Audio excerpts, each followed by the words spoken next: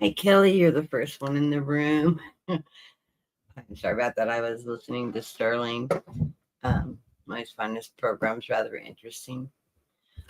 Um, my guys don't always 100% line up with his, but a good part of them do.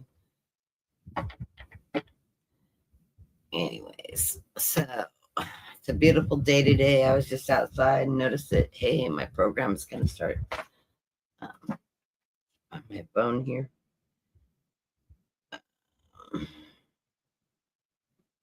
Turn off my YouTube on that. Take my headsets off.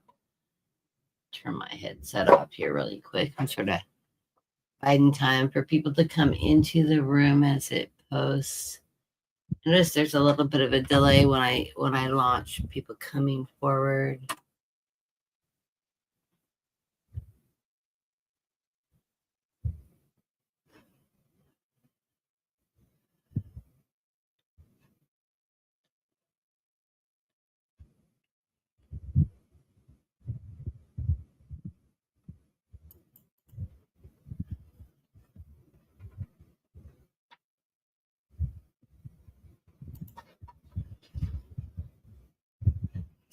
Okay, to do questions on the program, we do ask for a $5 contribution just to let people know. And I'll do a 5-card reading on that with extra layouts.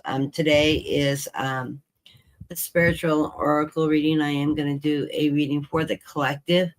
It's just my way to, the $5 donation on a question is my way of just keeping the lights on, so to speak, covering my subscription to my StreamYard and internet and stuff like that to do the portion. I am not monetized on this channel whatsoever. Of course, I don't even have the viewership to monetize my channel if I could, which is okay with me. I'm not doing a big push to build the channel.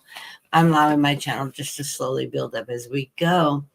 Once I get relocated and resettled, I'll start doing the bigger push and trying to expand my collaborations with my colleagues that I work with on a regular basis and whatnot. But right now, I sort of like this nice little tight group. I'm in the process of, I know Kelly knows I'm moving, of trying to get my house packed down and decluttered, and I'm downsizing considerably. So I'm going to have a huge garage sale. And I'm going to do I'm not going to sell clothes and things like that. I'm going to donate those to the, I usually always donate to the women's shelter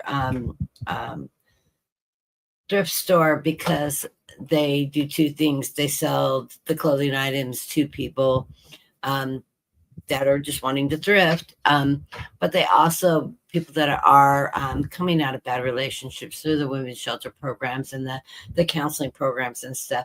As they're getting on their feet, they help them set up new households where they may have left a bad marriage, a bad situation with nothing but their children, so they help them set their houses back up, to dress for new employment. They give them a lot of counseling. It's a really good cause in our local facilities. So I like to donate a lot of household items, things like that will help people get back on their feet. I was very fortunate in my youth. I was married into domestic violence and all that. And I got out the first time. I didn't have to do that repeat.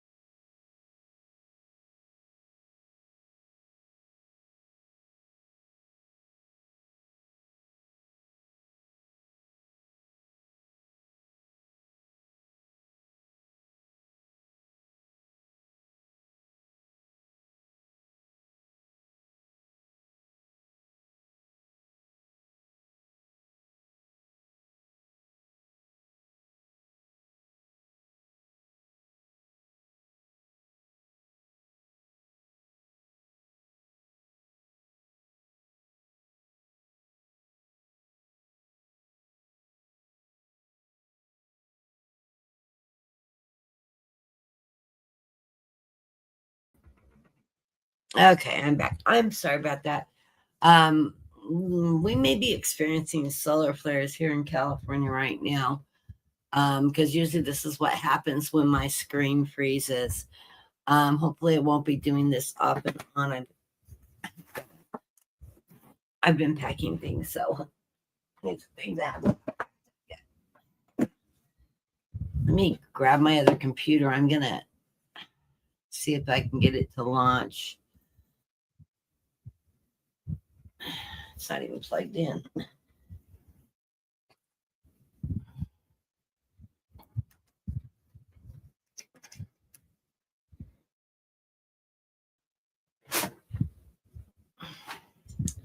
My Apple. I haven't been using my Apple because I know that the screens are better on it, but my hardcore battery is dead on.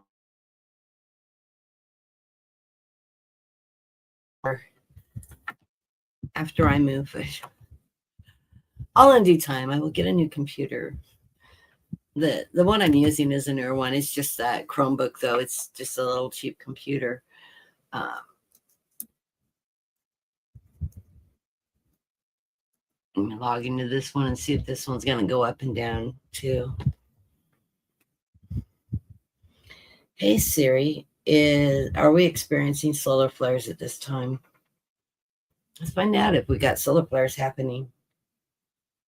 There's nothing on my calendar. Yeah, I don't know. Those on my calendar.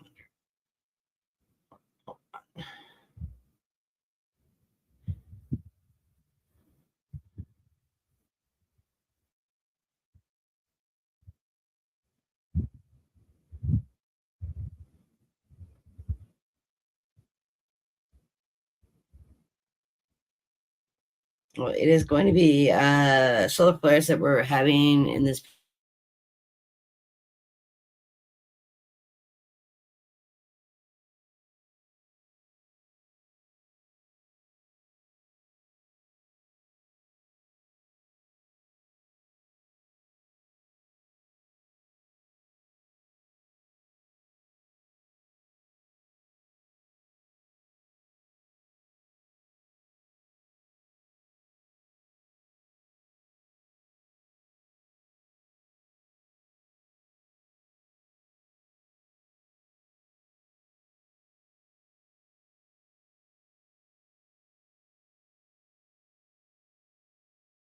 Solar storms can have a high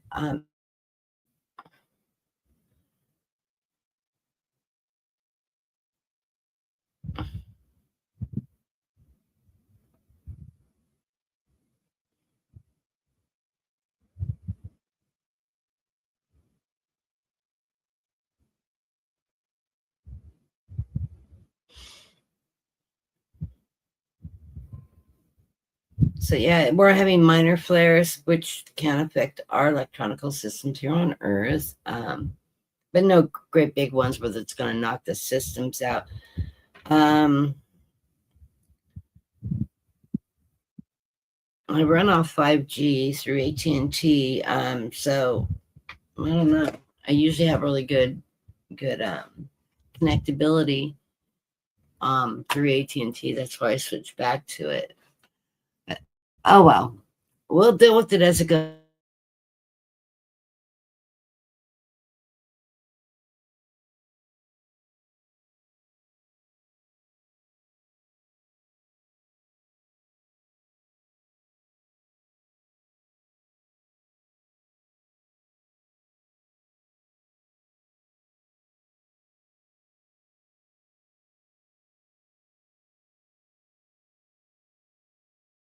On. If it starts going back on the clock,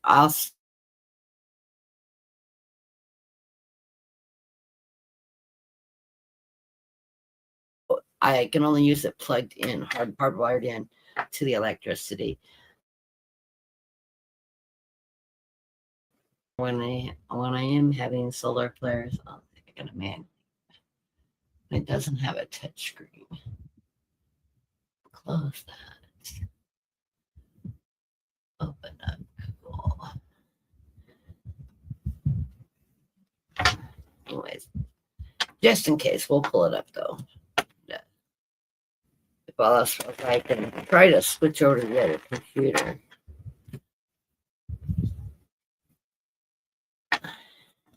I get frustrated when the computer's acting up and I'm trying to do a show. I don't know if anybody's noticed. I've been watching a couple of other readers and that are monetizing that have commercials popping up into their YouTube, and the commercials are now not just popping you out, playing the commercial, and then connecting you back to the show you're watching. It literally drops underneath the picture of the show going on. It cuts their voices off. It keeps playing. So like if the card readers are reading cards, you'll see them reading the cards still and holding the cards up and stuff.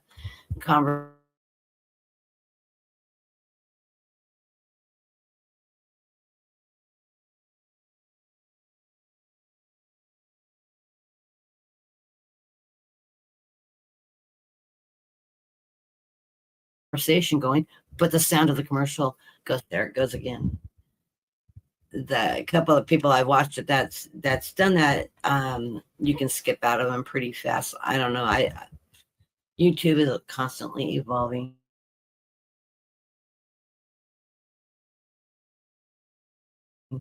That's weird.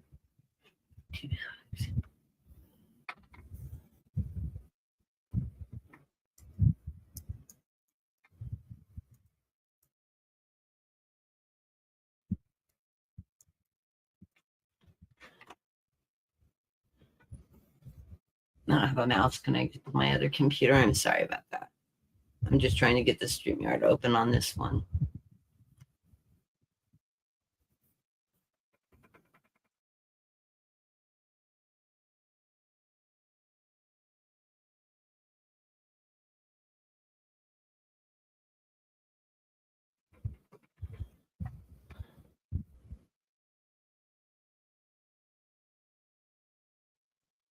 Okay, that's weird.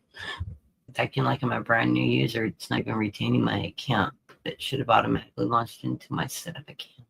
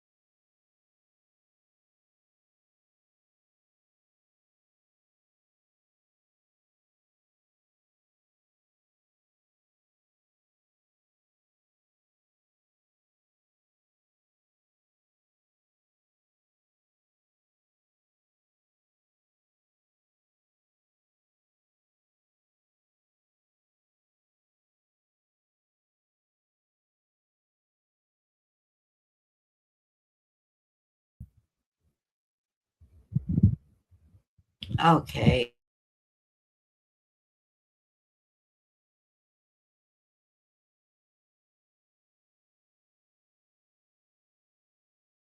Yes.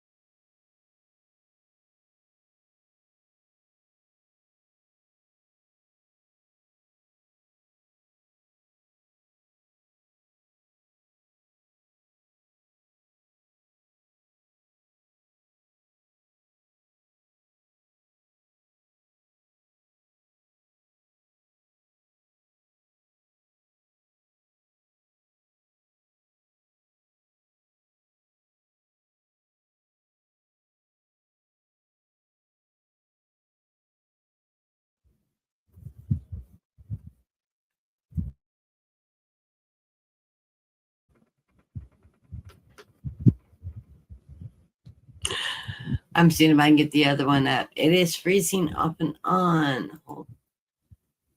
I don't.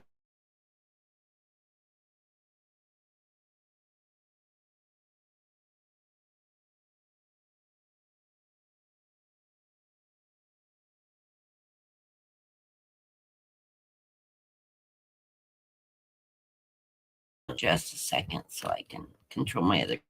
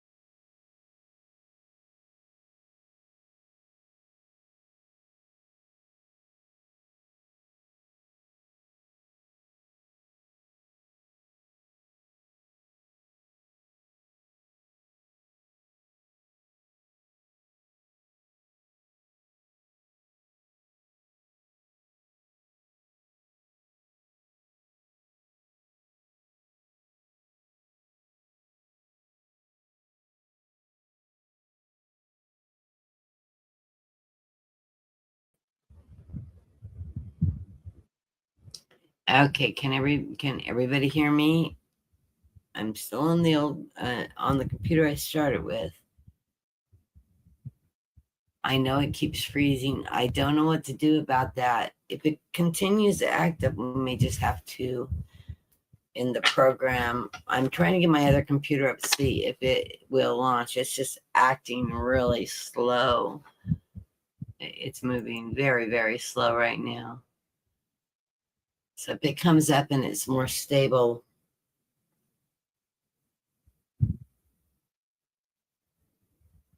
we'll see. It is throwing me into the correct program. It sort of bypassed.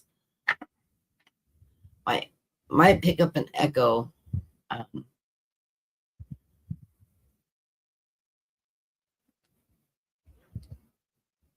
As soon as it connects.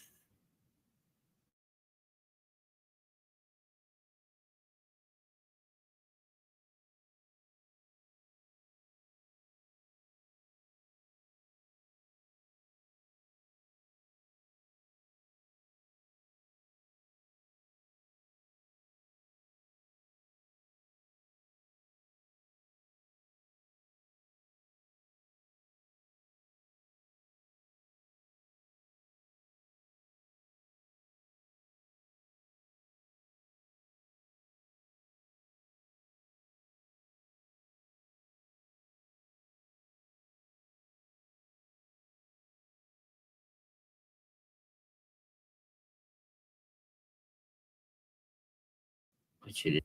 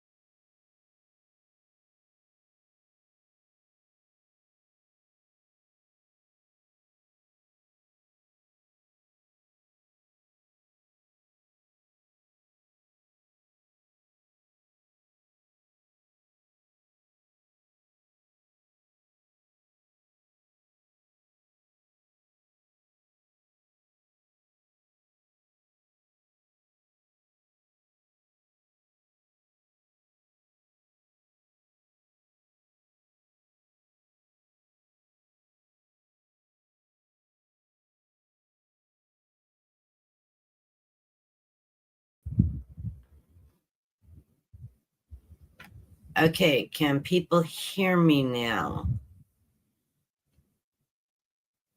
Dean, could you give me a thumbs up one way or the other if you're still there?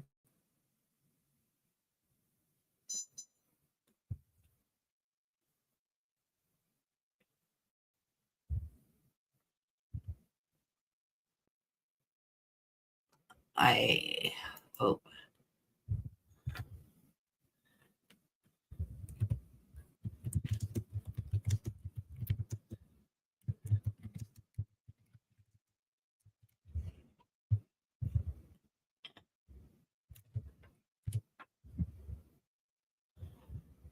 Oh my gosh.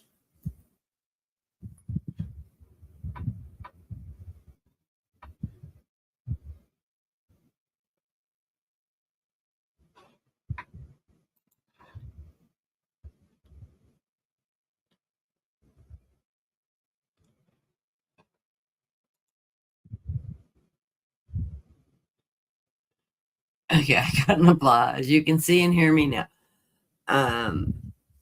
Okay. I would say if we do this again, I'm going to go ahead and end the program. Not that I want to, because I would rather sit here and read. Good.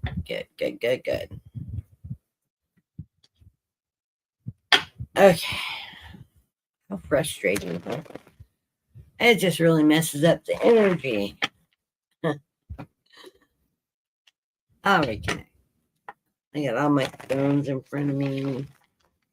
I've got my Onyx. Let me get grounded here. Bring that some power to me. Okay. Guys, please connect with me. Please allow my computer to be stable during this program. Thank you. Okay. Ask my guys to step in for stabilization of my computer too. Okay. Doesn't hurt to ask, right? Okay. For the collective, real quick, we'll do a real 5 card for the collective today, so that we don't want to. We've got a lot of crap going on. This telling me it's political. Thanks. Okay, well, I haven't been watching any news this morning, but I see the devil's in our midst. He's, I don't know, up to something right now. More greed and avarice going on, a lot of lies going out there. He's still working towards voter suppression, etc., which I believe is all getting shut down in the courts and stuff. So let's not worry about that. Of course, we're not going to stand in that fear energy. Even if we're watching the news, we are going to stand in the love and light energy. And regardless of how you emotionally feel about Trump, send him love and light energy. It couldn't hurt. Maybe it'll reach some portion of him and enlighten him to not be what he's being. Yeah. It moves into that Ace of Swords. This is we the people standing in our truth, our fear, what we believe in, the knowing, that strength, the knowing that we're going to make it through this period of time in our life. We came here for a reason. We know we have the ability to make it through very hard times. Us as a people in the past have survived and succumbed many bad times throughout history. Our generation can do it too. And we need to stay in that truth. We also need to stand up politically. Let our representatives know, even though that, if you have Republican representatives, they're seeming to side on Trump, but they're realizing I don't have a chance in hell for re-election unless I stand up for my people for a change. I think it's too little too late, but we need to keep our voices being heard by our representatives. This is what we, the people, want. We want these social programs. We want healthcare. We want affordability, not a made up word. I don't know. I've spent my entire life. Can I afford it? As I've raised a daughter as a single mother and got her off to college. Yeah, affordability is a real word used in my dictionary on a regular basis. Even today, I pay bills. Can I afford this? Can I afford to go grocery shopping this month? That kind of stuff. Affordability matters.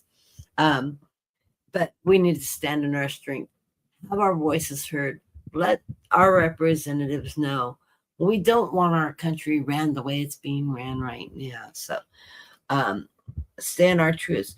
We have all kinds of different options coming around us. This can be how we stock our counter at cabinets, job opportunity and changes, ability if we've gotten behind on utilities, and there are a lot of options, or those companies that used to be cut them off, don't do that anymore. They are working with people. If you're getting a little behind on a car payment, a house payment, etc., pick up the phone, call the bank, call the loan holder. They will work with you. So if you're hitting hard times in that manner because of the cost of living, everything, they're not cutting everybody off at the throat. They're not coming to collect your car, your house, and boot you out as fast as possible. They want people to stay in place. So if you are hitting any of those types of hard times, know that there is help out there to get back on your feet. Also, don't be reluctant to ask for relatives and not to help you out financially in the time of need. You'd be surprised who will be willing to step up to the plate to help family out, because the other option is you become homeless and you move in with them. I'd rather give you, part of your house payment to make ends meet than you moving in with me and having to take that burden on. You know what I mean? Anyways, the sun will shine on us as long as we're staying in our truth. We're not buying into the fear mongering and all that. Things are going to be moving very quickly during these next few months. And I think that's in regards to where this devil in our midst is going. I think he's on a major decline. I know a lot of readers are feeling that too. I keep on hearing 8, 9, 8, 9. Towards the end of the summer, I think he's going to fall. He's going to have to step out of office. I don't think he's going to have a choice. My personal vision of it, which hasn't changed, is he is going to collapse while speaking on stage.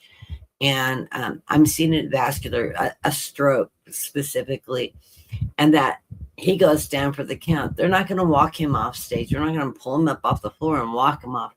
They're going to gurney him off.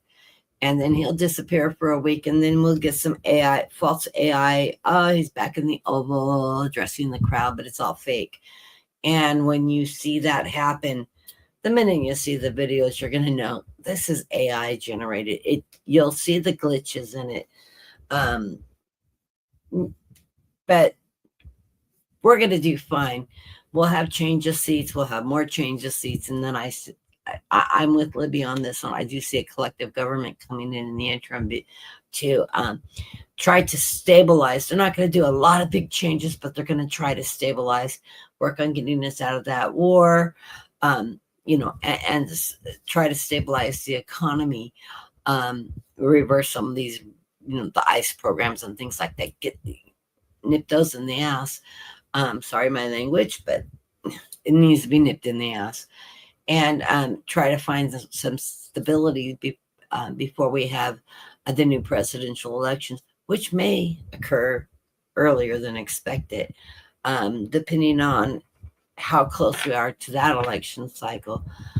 I do see us having midterms. I know I've heard other people say, there might be, there might not be, but I do see midterms going on.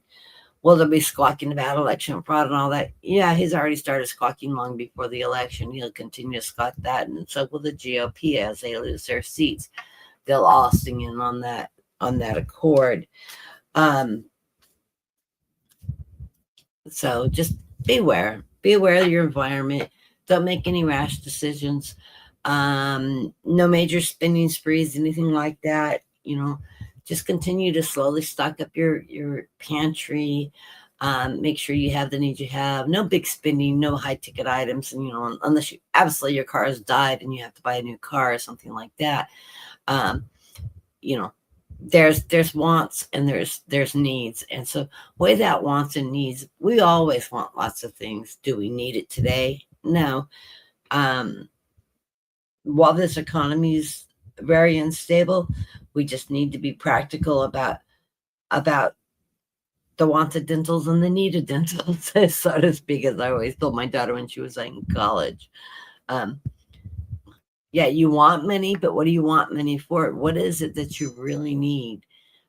Is it for a project in class, blah, blah, blah? Or are you just wanting me to give you some money so that you can go buy a new outfit? Do you need a new outfit? That type of thing. That was always a big one when my daughter was in college. Okay. Anyways, I think we're going to be fine. The underlying card for the collective is the High Priestess. This is us staying connected with the divine, our divine energy, our connection with God, our connection with our spirituality, our connection with our guides, believing that when you're making choices, you're making the right choices, that you're being guided on every step you make. Trust in that. Faith is 100%. Yes, we're all sitting in the nostalgia cars. Oh, 10, 12 years ago when Obama was in. How much better it is. Oh, we hear him speak now. And it's so nice to hear somebody presidential speak with authority and trust. Boy, I love listening to the man speak. We're waiting for our ships to come in. Our ships will come in. Is it going to turn back to those nostalgia days like it was before Trump? No. We're going to evolve. Life as we know it is changing. It will be harder. We will have struggles between now and the time change happens. We're on a reset cycle. I agree with Sterling's the one that puts that there. We are resetting our country. We're in a reset that's going to take approximately till 2050. Will we all make it to 2050? God, I hope so. Yeah, I'm going to be, in my 80s by then, but I'd like to see it, stabilize completely. But we are in that reset position.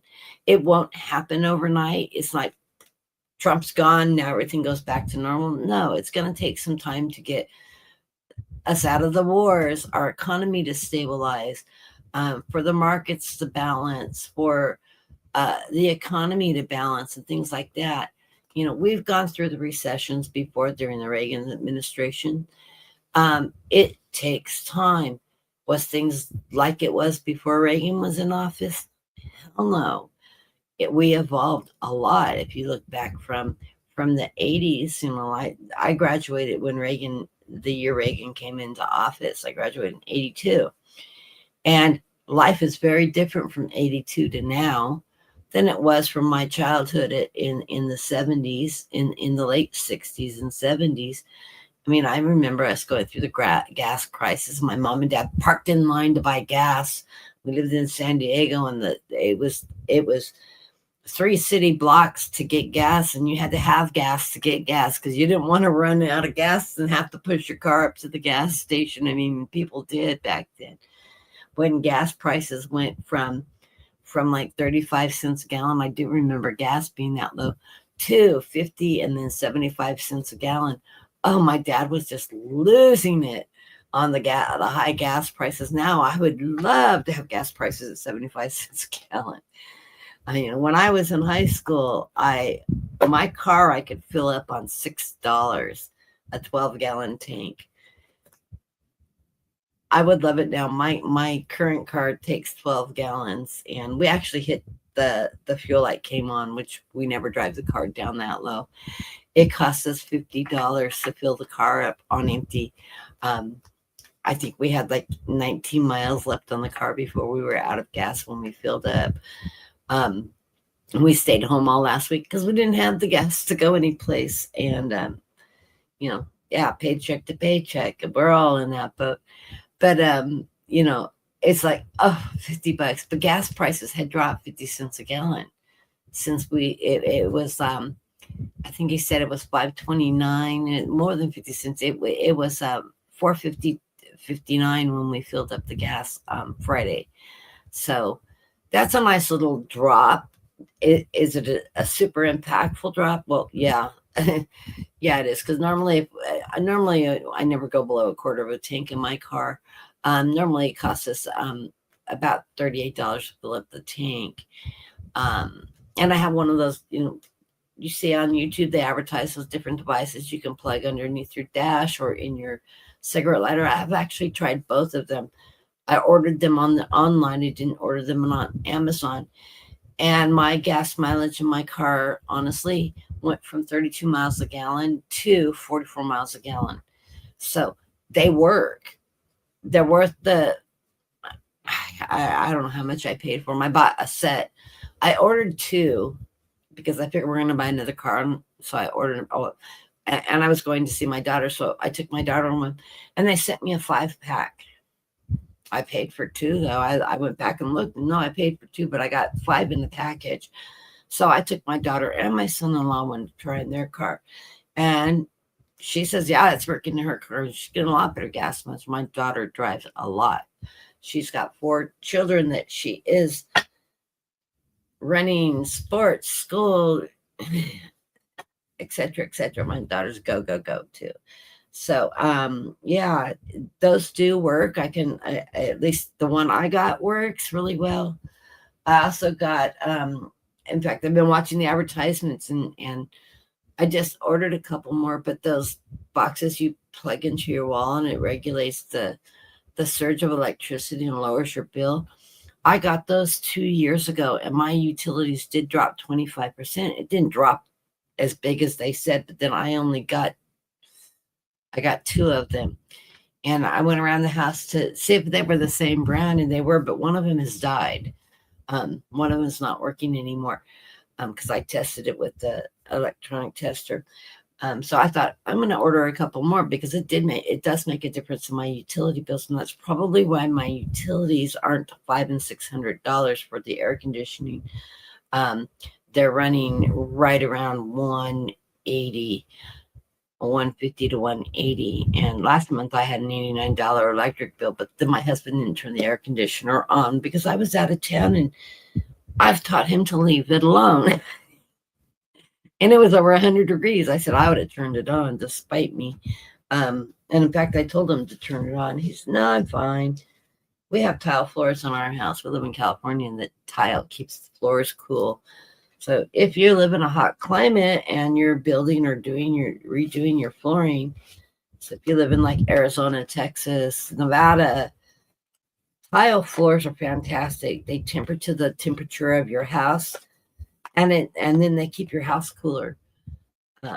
Where if you live in snow country, the wood floors are a better option than the tile because the tile does get cold, and so when it's cold outside, the floors are really cold. Where the wood tempers with the temperature, the warmth, and the coolness, and it breathes, so it's a lot cooler than carpeting.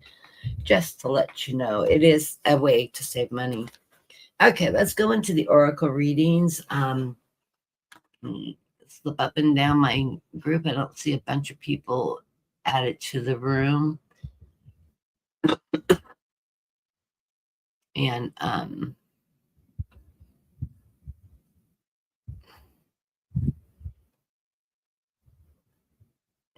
just sliding through this. There was a person that had a question. I'm glad the screen's calmed down now. That's good. It's carriage. If you want me to answer your specific question and throw cards on that, I would be happy to. If you would send a $5 donation, the link's pinned at the top. For my PayPal or through Zelle, if you use Zelle on your bank account, you can do that. You just need to let me know because it won't pop up and notify me because it's Sunday and that goes through the banking system. I'll be able to check it. But I will more than happily read your question at that point. If not, I'll just do a general, if that question, the general readings, if that question, the guys want to answer your question, it could possibly show up in the thing. I'm even seeing your question now. Okay. I am so not used to these crazy, the computer acting up so crazy. I don't think we're in a Mercury retrograde. I didn't look. Oh, you did send it through, so hold on. Let me pop that open really quick. I know me and my family use Zelle a lot within the family. I really like that feature. My daughter, my sister, and I, we always send each other money back and forth.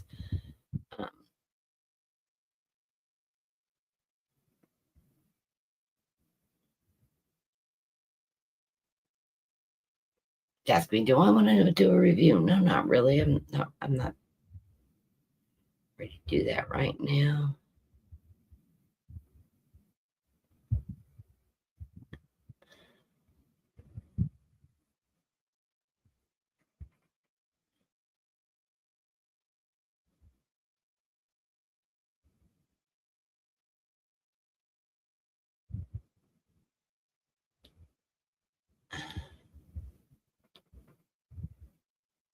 It's asking me about your questions. Frustration.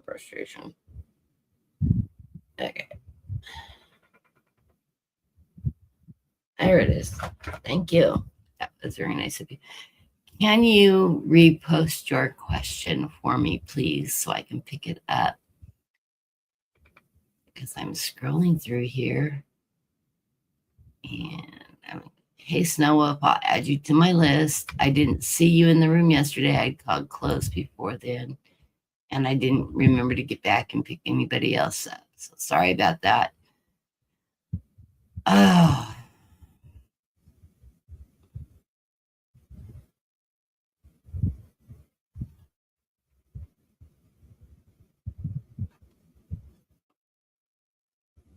I'm scrolling my computer. It's just like, that's partly me. I get flustered and then oh, there we go. Your question. I have been estranged from my best friend for 5 years. She's an alcoholic and very self-destructive. Will we reunite? My guides are saying, yes, you will reunite with them, and you'll weigh how you're going to follow through with that relationship on where she is with her alcoholism. But let's see what the cards have to say.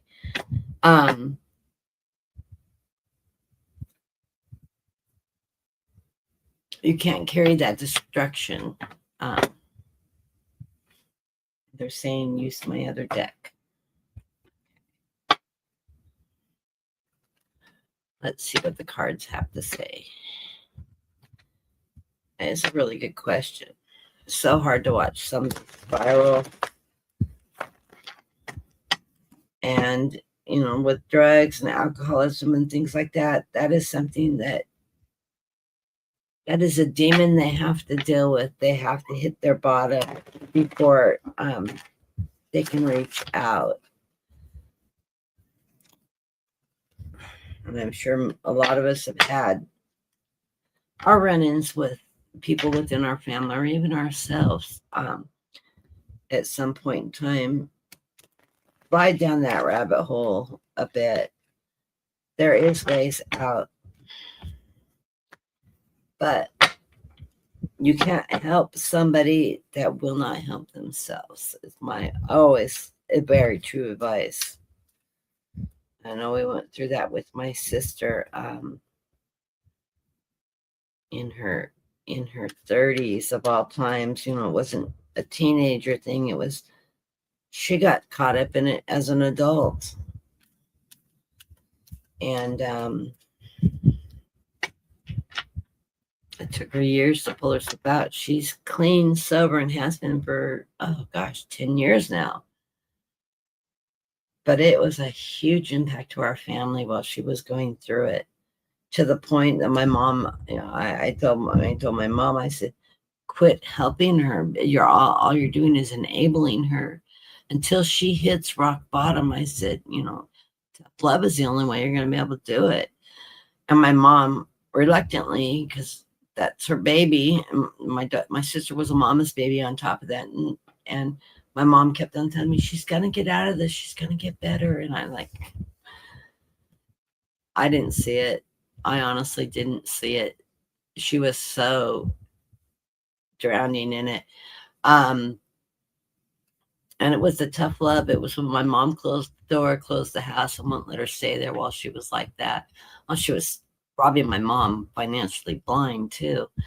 When she finally put her foot down, my sister went homeless, was living along the riverbanks with homeless people.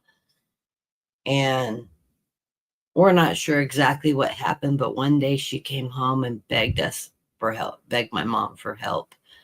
And that's when my mom said, now you've got to start taking responsibility. And she was home about a week. She was over at a friend's house. They got busted. There was drugs there. She ended up in jail. She ended up sentenced in jail. And my mom says, no, you're not going to play games with the courts. Oh, let me out. It's like work release type thing and all that. She goes, no, go in and do your time, get into a program, and get yourself straightened out. And that's the bottom was for my sister was when she hit jail. That's when she picked up her bootstraps. She got the help she needed. She got out, did her time, went into a rehab program, and got her shit together. And she discovered to get clean, she had to separate herself from all the people that weren't, because all they were doing was pulling her back in. So you can get clean. It is not an easy, they can get clean. It's not easy. And alcohol is really hard because it's very illegal. Where my sister was doing both drugs and alcohol. The drugs will really make you hit bottom bad. The alcohol can too. Let's see where this is going.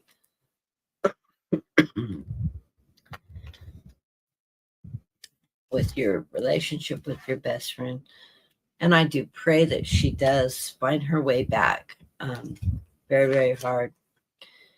And my husband's youngest sister is 2 years older than me, is gone down that rabbit hole too. She's now doing a 10-year sentence. So well, she's got a 6 years sentence in Texas of all places. I wouldn't want to be in jail in Texas. That she's doing, and hopefully maybe she'll get it together.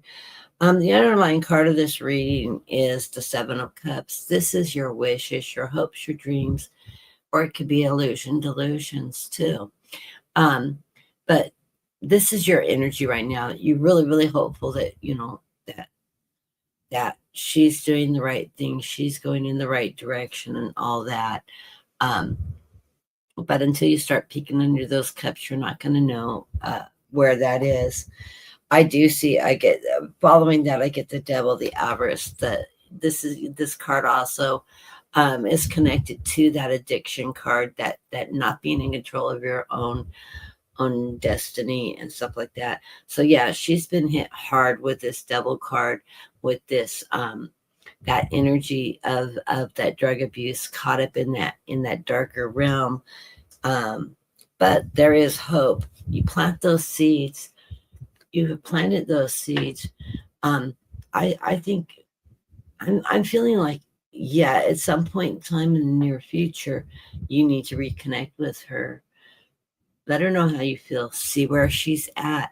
And if she's at a point that she's moving in a positive direction, be supportive of her journey. Don't help her do the journey, but be supportive of her journey. Because you don't want to enable. Definitely don't want to enable. You come into this reading with that Ten of Swords. This Ten of Swords is telling me at one point in time you had to walk away and separate yourself from this environment, from this condition.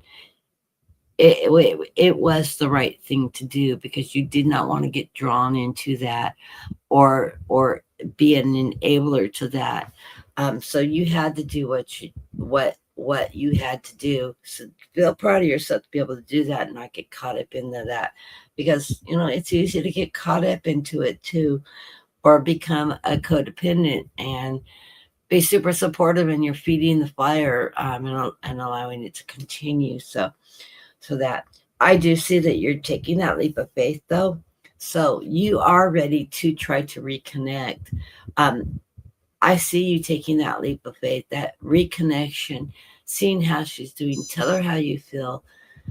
Weigh out where she's at now, and encourage her if she is still drinking and having difficulties. Encourage her to seek help. But you're not going to be able to do it for her. But you can be supportive of her as she does it for herself. You can't make, you can lead the horse to water, as they say, but you can't make him drink. Well, this horse is standing by the trough, and she's, if she's still drinking, that's not the kind of drink she needs. She needs the water. She needs the help. You can't put a Band-Aid on that. You can't fix that for them. The only person that can fix that is themselves, and it's by seeking appropriate help to get themselves freed from it. Right in the center of the card, we've got justice, balance. This may be some trouble she's got herself into with it.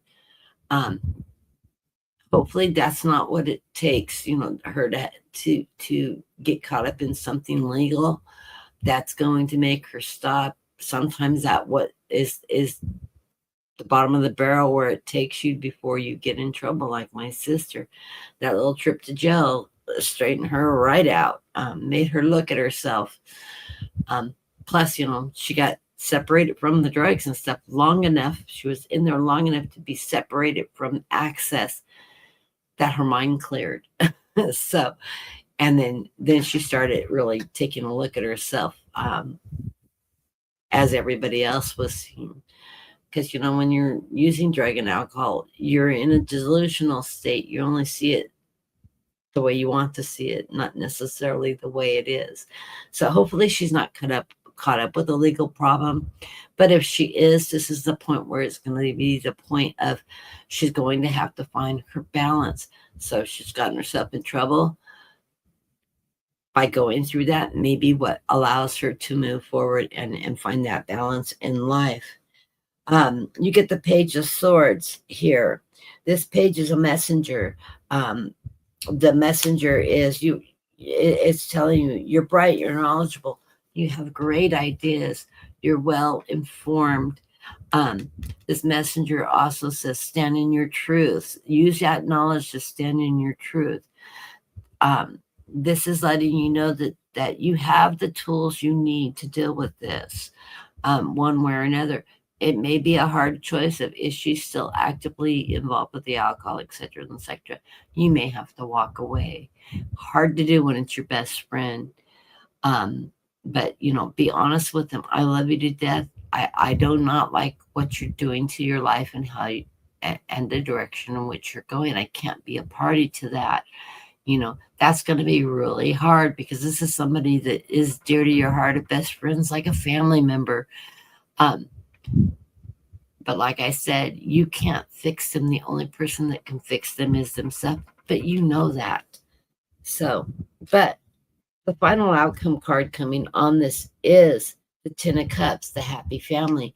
That's abundance. That's things coming back together. So I think this is actually going to be, looking at these cards, you're not going in it blindly. You're going in it with knowledge. Know that you may have to walk away. But if she's moving in the right direction, doing the things she needs to do to correct her life, even if she isn't completely free and clear of it, she's still in the processing side. That's a point in time where you can step in, be supportive. You can't fix her. You can't give her money and provide her shelter and all that. That she needs to figure out. That's part of the recovery process.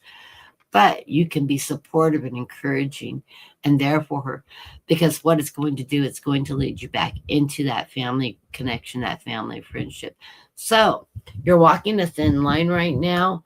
I'm not getting exactly where she is.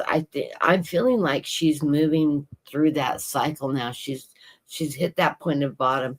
Is it legal or not? I don't know. This could be that she's hit the bottom and she's finding her balance now. I think she will be cleaning up. She may very well be in the process of that. Until you see her, you won't. The energy's not showing. I see that she will at some point in time get her life back together. Let me get some clarifying cards. Yeah, you're waiting for your ship to come in, so you're waiting for that friendship, her alcoholism to evolve to the point that you can reunite, that ship coming back in, your family completing itself again. Another clarifier card is that Knight of Pentacles. This is healing. In this case, pentacles can be financial, but pentacles can also be healing. So this is telling me she is starting that path to recovery. It's a slow moving night, but then, overcoming alcoholism and addictions are slow moving. It takes a lot of work to get through those hurdles, but it looks like, yeah, she is moving in that direction. So, and with the Nine of Wands, yes, there are some obstacles. This may be your obstacle of reconnecting with her. It's a small obstacle, though. It's one you can step over and move forward. If she's in that right point of her recovery, moving forward and helping herself, then when you decide to step over the obstacle and be there, you'll actually be able to be there. I want to pull one more card on that. Yes, the Chariots. You drive the decision. So you're in control of weighing and balancing if you can reconnect on a best friend level, if she's in a point of recovering, that will allow you to do that without pulling you in and being somebody that's going to sit there and watch her destroy herself, or someone that can be supportive of her as she's moving forward that recovery stage. So yeah, I would open that door carefully, assess it, see where it is, tell her how you feel. If she's in that recovery stage and she's working through whatever program she's working through, be highly encouraging of her to do that. But that doesn't mean provide her shelter, money, food, all that. Some of those things are part of that recovery process that she's going to also have to work out on her own. You certainly don't want to bankroll somebody that's in a recovery process and they slip because they're not far enough into it, and they become the monkey on your back. So walk very carefully through that. I do feel like she is going to come out of this at some point, and that's when you will be able to allow it back into your life. I think you care very, very deeply about this person. It may be as simple as just send her a letter of encouragement. I don't know if you have a direct line, but write her a letter and say, how are you doing? You've been on my mind a lot. How are things going? Fill it out. And then she'll respond back. She'll be glad to hear from you. It's just the cautionary letter of, do you jump in now? Is she at a point that you can jump in, encourage her to work through it? Or is she still in the midst of the alcoholism, that greed, avarice, that manipulation of the alcohol, the not living in the reality of things? What is it she's escaping? And if she's seeking out the help, she needs to help her go through that path of recovery. So I hope that's helpful. I'm going to pull a couple of, because I'm when I'm doing readings during the live stream, I will pull a couple, because this is an oracle day. A couple of oracle cards for you. This is for your energy now, and it could reflect back on. He said this one. Reflect back on their.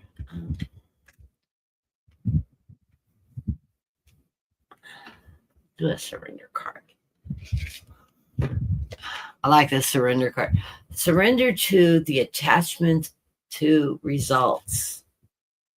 It says, the formula to success is to do all you can to make things happen and then let go of the results. Holding on too tightly is desire an outcome.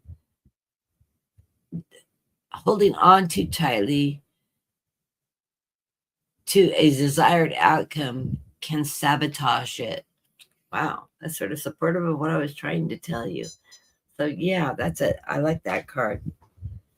And then this is from the Soul Truth, and it poses a question: am I getting enough rest to restore my energy and fully show up to my life? That's a great question, isn't it? It says, you are the asset. This body is your vehicle. Notice how your body is feeling, how much sleep you are getting, and what you can do to help your body rest.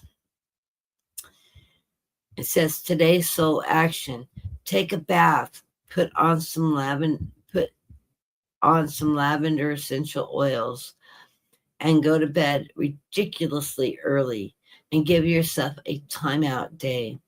Notice your body thanking you.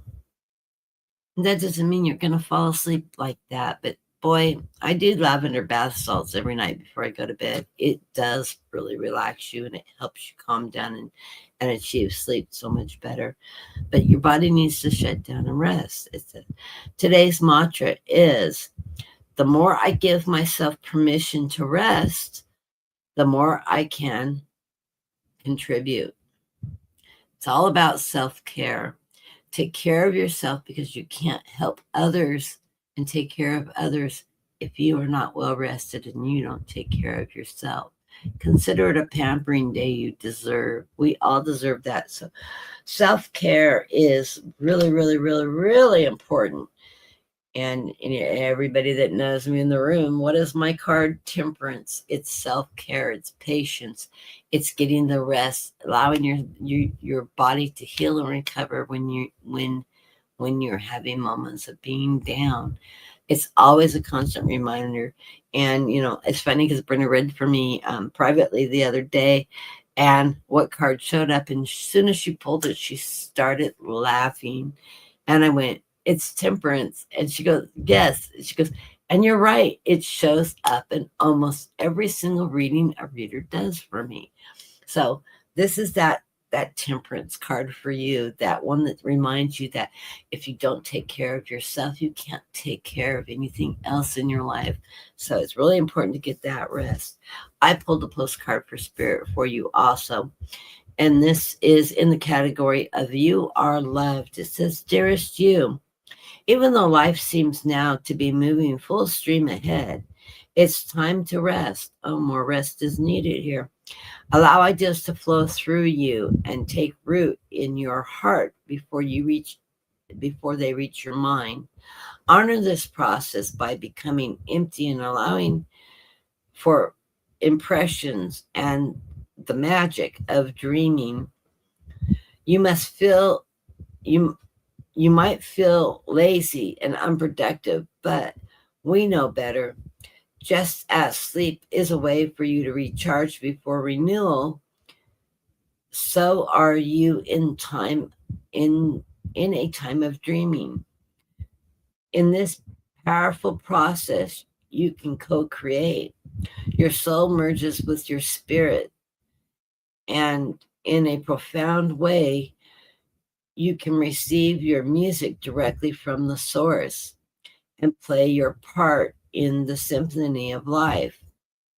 You are being invited to bear witness to the great creation and the tune in what others can't hear. We have so many dreams to share with you in the scared and the invisible. Don't worry, we will wake you up when it's time to return with new dreams. No need to set the alarm clock. Loving you always. Now, I always think of dreaming. Dreams are one of two processes. one of the reasons why we dream, we're working through, and not everybody remembers their dreams, but one of the reasons we dream is we're processing our day-to-day life and finding resolutions and balance from them. The other form of dreaming, which for me comes in very, very lucid dreams, is dreams that we're actually being spoke to from our guides. We're being shown direction, outcome, and they can be very predictive in manner that they're trying to help you find that resolution, that solving that problem, or what's coming towards you.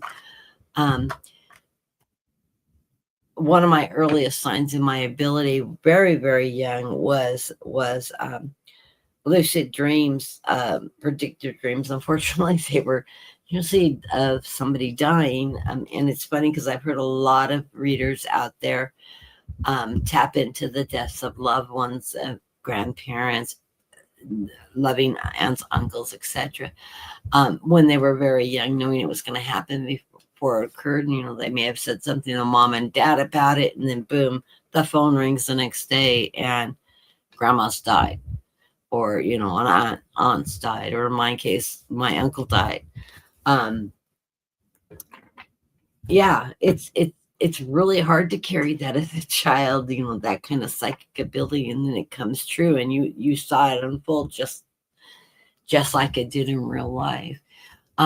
Those kind of intuitive dreams can be warning signs that something's coming towards you, preparing you for the rest. One thing I can tell you is when you have psychic dreams, especially about deaths of other people, it's not something that you're not getting the information to fix it. Oh God, I've tried. As my mom told me years later when I told her about that, because I actually carried guilt when my uncle died because I saw it coming. And part of the reason he died is I had went and saw him. And he died 30 minutes after I left his room. And I took that as a cue message from that dream that if I see him, he will die. I was 12. Well, guess what? As my mom told me in my 20s, when I'm crying over spilt milk and my life was going to hell, and I even killed my uncle, this is what happened. And my mom started laughing, and she looked at me and she says, honey, you're not that powerful. And I looked at her and I went, what? What do you mean powerful? I didn't say I had the power to kill him. It's that I went there, and so I was punished for it. I took it as a punishment. And my mom just thought it was hilarious. But that was sort of that eye-opener of, oh, I didn't have, not only did I not have the power to create the death, I didn't have a power of changing his path either. It was a warning. She says, I wish you would, because I always talk to my mom about my dreams. She taught me very young how to analyze my dreams, and I have tons of dream books, and she showed me how to research the symbolism and everything. So I can deconstruct dreams really well. I've been doing it all my life. But that's when she sat down and, explained to me that sometimes these are foresights so that we can handle changes in our lives and things like that. So dreams are powerful. Dreams are powerful. They can be visions of what's happening in the future. They can be just helping our body process our day-to-day life and finding resolution. And you would be surprised that even if you're not remembering your dreams, your subconscious is working through that energy and that and everything as part of a processing of what's going on in your day-to-day life. And it is a one, your body's resting, but it's also it's tapping into your higher consciousness, how to resolve problems, how to resolve issues. You had a sleepless night and stuff, and a lot of those sleepless nights sometimes you are dreaming, even if you're not realizing you're dreaming. But then you go to work the next morning and aha, you have the solution, you figured it out, and then boom, you resolve it. You did that in your subconscious sleep patterns, in that dream patterns. Some people are very aware of it. Some people don't remember their dreams, but that's part of that process of the body healing, the mind healing, and rebalancing itself. So just to let you know. Okay, let's move on to the rest of the group now. And I'm going to slide down. I hope that reading resonated with you. I loved your question. And boy, I have been there with my sister and all that. So glad that our screen has stabilized now. I'm just sliding down here. And yes, I babble a bit. I am so sorry for that. But, my guys are here behind me saying, and put this message out there. Okay.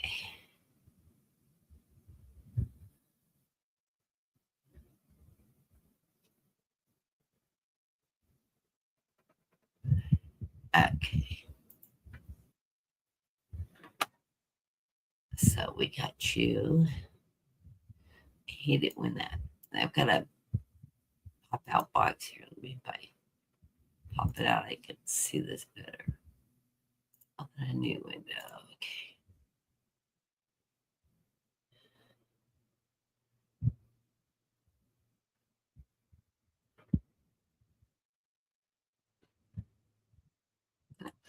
That's not gonna be okay.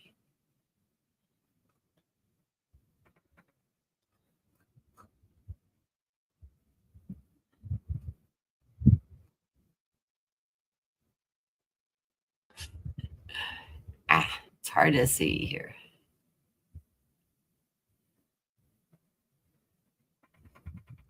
Now, Kelly was the first one in the room.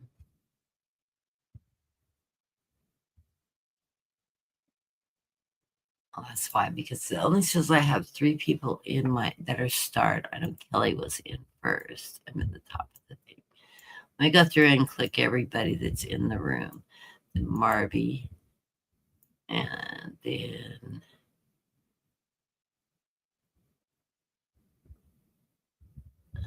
Snow Wolf, got you.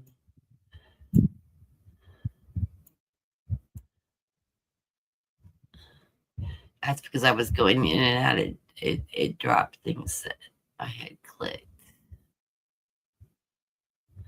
Hey, Tammy.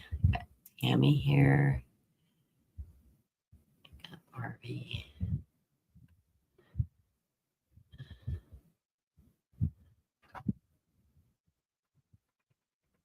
Yeah, I do see you guys reconnecting. I'm seeing the chats. It wasn't popping up earlier. So my computer's still acting up, but I'm not losing my screen now. Okay. I've got 6 people on the list, including the one I just read because I couldn't click it off.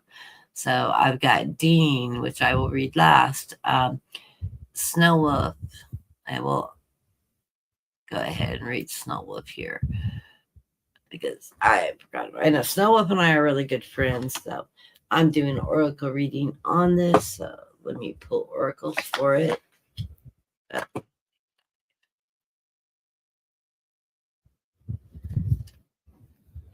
the oracle cards, I don't shuffle and shuffle. I cut the decks because I'm only pulling 1 card from each deck, so it's a center cut of the deck. So no way of setting them up. For those that wonder, I just pick up a stack. I don't know where they're laying, and the card that I read, the one at the bottom. We're going to start with the surrender card. Surrender to the drama. And I heard don't create drama. I love it, Snow Wolf. Okay, surrender to drama. No matter how emotionally charged the situation, remain calm and do not contribute to drama. Stay centered. Staying centered will help you resolve any issues more quickly. So, surrender to drama. From the Namaste, the Gaia deck, the blessing of the day for you is a blessing from the Divine Mother. A previously closed door now opens. This is a blessed and fortunate time for you. But be mindful, humble, and grounded. Feel the connections to the earth. Feel her energy and and the love in your heart, and know that you are internally blessed by the Divine Mother. Namaste. So, love this card. That's beautiful artwork too, isn't it? Yes, and I know Snowfall loves art just like me. From the women's Soulful Women's deck. I always forget the name of this deck, but I love the artwork. The beautiful redhead on here. We do celebrate us redheads. It says the power of support. I am grateful for all of the love and support I receive. It is the most precious of life's gifts. So I love that with the lotus flower on top. Okay, the soul truth. The question of the day for you, Snowwolf, is: do I surround myself with people who lift me up? That's a great question. The people with whom we surround ourselves determine who we become. Does your tribe fill you up? Do they inspire you? Do they believe in you? Do they help you step into your greatest potential? Today's soul action is: make a list of desires. Make a desire list of the type of people with whom you wish to surround yourself, and clarify if there is anyone in your life who no longer serves you. Can you love them from a distance? That's interesting. I've never thought of that kind of perspective on it, huh? Interesting. I will have this card out if you want more information or me to reread it for you there. Okay, and your postcard from Spirit is of the category You Are Beauty. Dearest you, the common saying, be in the world but not of it, and wear the world loosely, refers to the need to be engaged with life while not being attached to a specific outcome. Do not take this world too personally, for you are one of many co-creators here to play, and we have many ideas about how all this should play out. Just know the outcomes don't matter as much as the presence you bring to each experience and how you let yourself flow through life. There is real freedom in knowing and accepting this. So will you wear the world loosely, or will it straitjacket you? It is your choice. Whatever happens, have the courage to keep trying and to live as if you were meant to. And when it comes to the manifesting, don't worry about the how or even the why. We have that covered. Everything is going to turn out exactly as it should. Spirit has a plan. Loving you always and forever. So I like that card. Don't be chicken little. The sky isn't falling and taking it with you. I think Garen worries a little sometimes too much. He puts too much energy in worrying. A lot of us do. I even do it. We all do it at some point in time.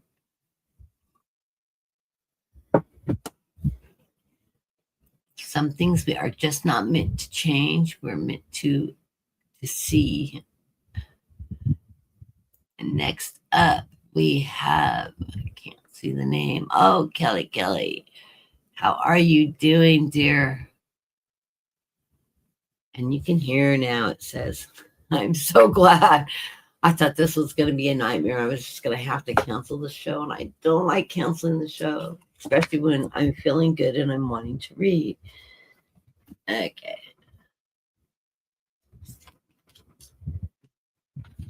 I like that card.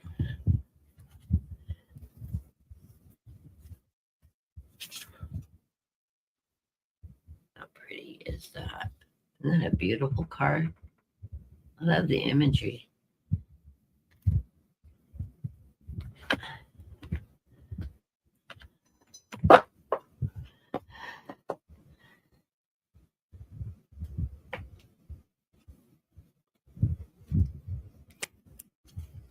I've seen pictures of you, ageless beauty.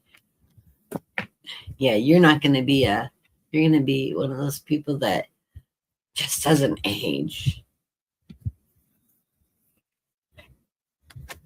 Kelly is a very, very, very pretty girl.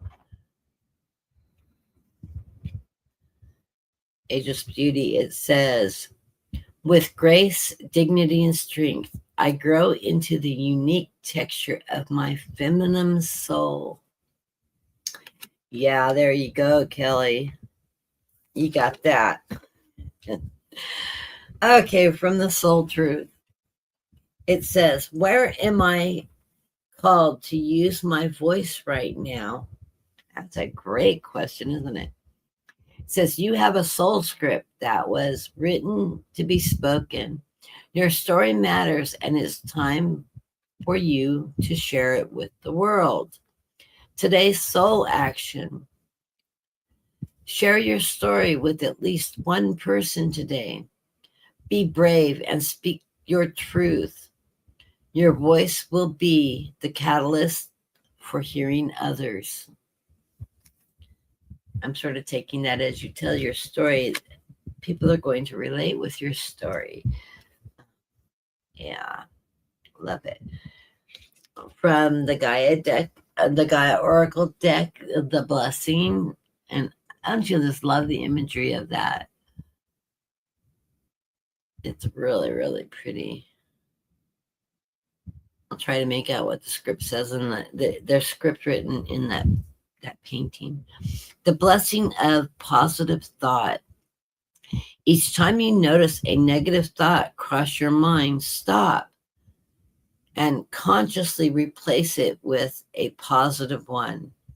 Practice this until the pattern is broken. You will set yourself free. This is a blessing you give yourself, and it always leaves it will lead you to feeling a deep peace and commitment. Namaste. I swear, my mother all my life has given me that message. We can sit around and easily find everything wrong that's happening to us in the world. But if you stop and you say, okay, yeah, all these bad, all these negative things, every negative has a counter positive. Instead of focusing on the negative thing that occurred, what positive did it bring you in your life? Mother always told me that. Once you look for the positive and recognize it, you realize you're growing. And that's the whole purpose of this, is growth. It's moving forward in a positive way, not dwelling on the negative past. That lives, it's part of that living in the present, is realizing that you're overcoming obstacles. Bad things will happen, but a lesson was learned in the process. Now, you'll keep relearning that lesson if you don't recognize that there was a lesson learned, and take that learning information forward with you. So I love this card, and this right out of my mother's mouth. She was a bright woman. She was a really bright woman. And that one, I even tell that to my daughter. I tell that to my grandchildren. Oh, the bad, the bad, the bad, the bad, the bad. No, I learned this. I learned that. I can overcome these things, It does work. It's hard to hit that mind shift. Really hard at times, because it's easier to be a victim of our circumstances than it is realizing that because this happened, I grew. And I learned this lesson, and now I can take that information, not repeat that mistake, and move forward with it. It actually is catapulting you forward. Once you can recognize the positive that comes out of the negative, boom, you've got life mastered, or well, at least you're on the right track to mastering life. Surrender to success. I hope the market's doing good right now, because I just got noticed the value of my house has dropped again, because I saw the interest rates are creeping up still. Scares me a little bit, because I'm about ready to go into an escrow, and I don't want to carry that 1 or 2 extra percent, but I think I'm bringing enough money to the table when I get there that I can buy my interest rate down. But I'll set refinance money aside for sure, because they will come down at some point. Okay, surrender to success. Kelly is a realtor, a broker, so she knows what I'm talking about. And it is impacting the market. I'm luckily living in a neighborhood that our houses still go competitive bids here. It's a desirable neighborhood, and it's nothing fancy. It's just the majority of the houses are 3 or 4 bedroom tract homes, standard basic home. It's not bottom of the line, but it's not top of the line either. We're just like calmly in the middle. Anyways, the price of housing is high here in California. Even in the affordable places to live, it's high. Surrender to success. Let's see what it says. You are ready to experience abundance. Don't look back at previous roadblocks or difficulties. Leap into the exciting world of new possibilities. Wow. So your market's doing good, girl. Sounds like it. I like that. Abundance. You deserve it, Kelly. And then the postcard from Spirit. The category from this card's message is be fearless. It says, dearest you, are you talking yourself and your problems too serious? Are you taking yourself and your problems too seriously? Maybe fear of the future is weighing on you. We would like to, my dyslexia is acting up here. We'd like you to take a little break from all that and start having fun. When you stop fixating on what has been making you heavy-hearted,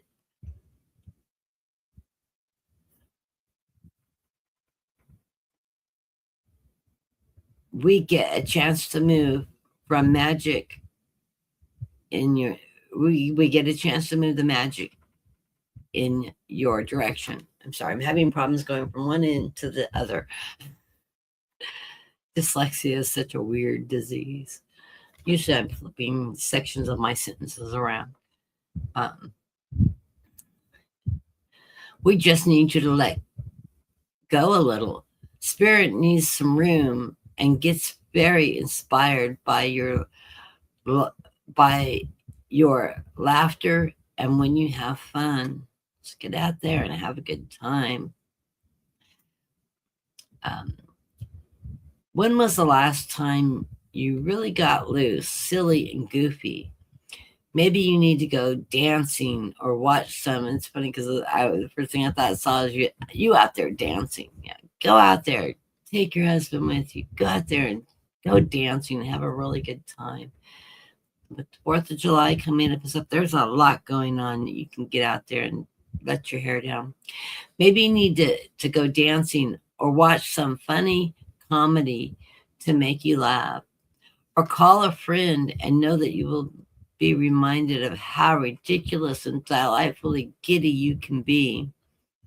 You will return fresh, renewed, and really once again see the world as less daunting, and you will be ready to receive a perfect timing the bounty of Spirit has for you. Don't you just love how we care about you? So sounds like you need to get together with a big group of friends, family, etc. Party, have a great time. Don't worry about the day-to-day mundane stuff going on in life. It is going to set you free. I love that. My favorite kind of time is to be out there having a good time. I'm a Pisces, I'm a free spirit. And so, yeah, anytime we're out there being a free spirit and really enjoying everything and people around us, everything just seems so much better, doesn't it? I love that. I like that reading. Next up, we have Marby. Yay, Marby. Okay. Cards yesterday were really good. They were a nice shift. I like that.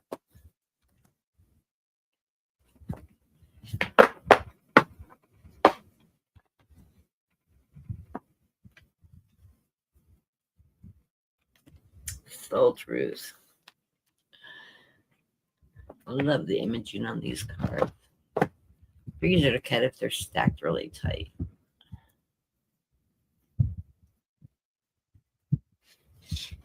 I went through this deck and straightened them out. Somehow they got flipped back and forth.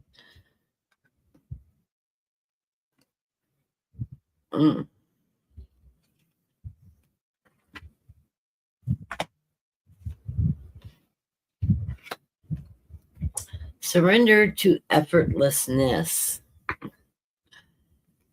Sure, I would love to. Stop pushing so hard. The art of living means going with the flow instead of trying to force the river. That's a good Pisces card. We try to live with moving with the tide, going with that flow. It's our little free spirit. We need that free spirit movement in our life. I think everybody does.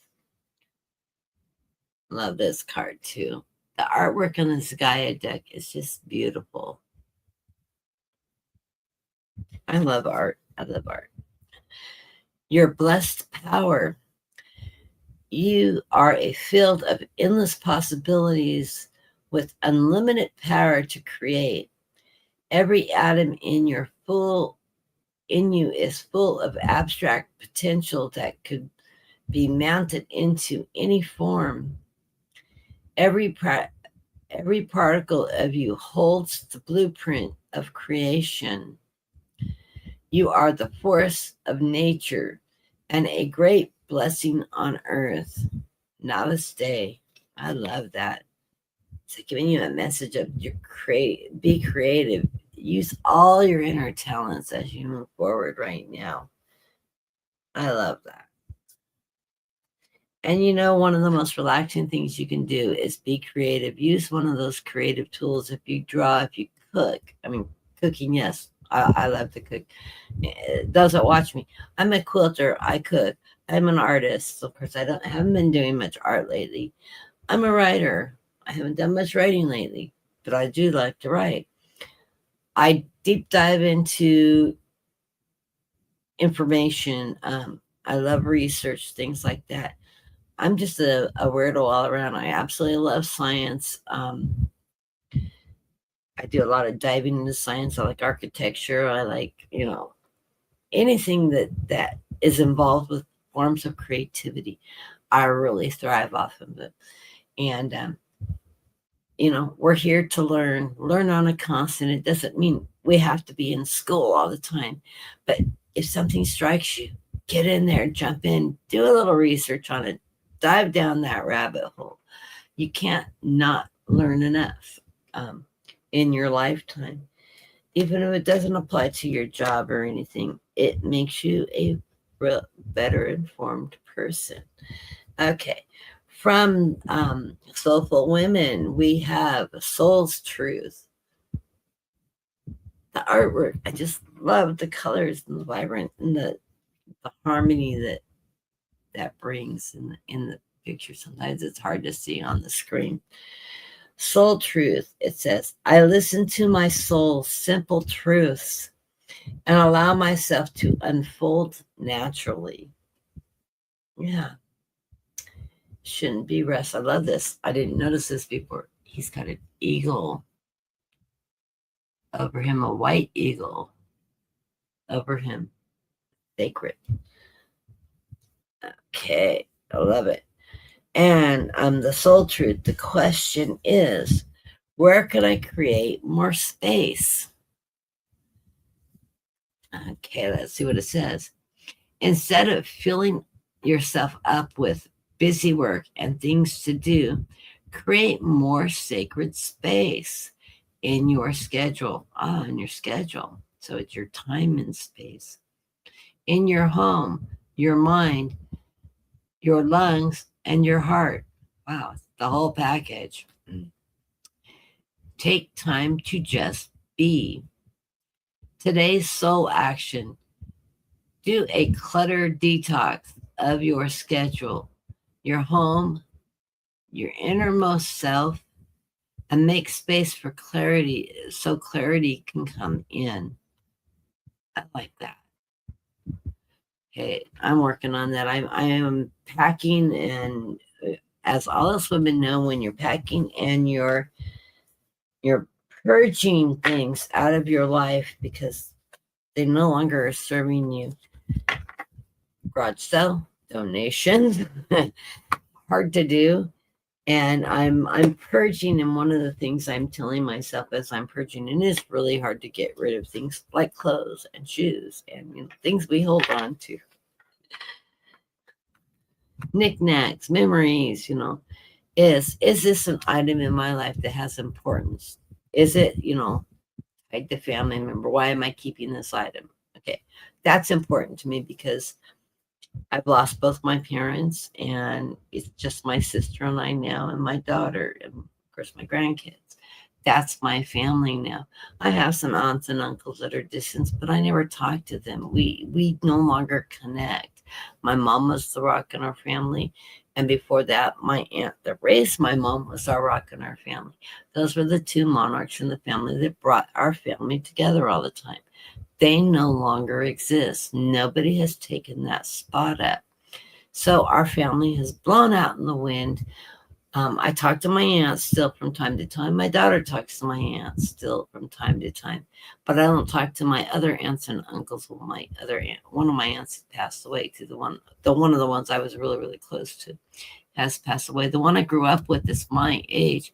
I haven't talked to her in years. She's got an evangelical, Bible thumping, out in left field. I can hardly stand to be around her because I'm a sinner and I'm a this and I'm a Bible verse and I can't handle it.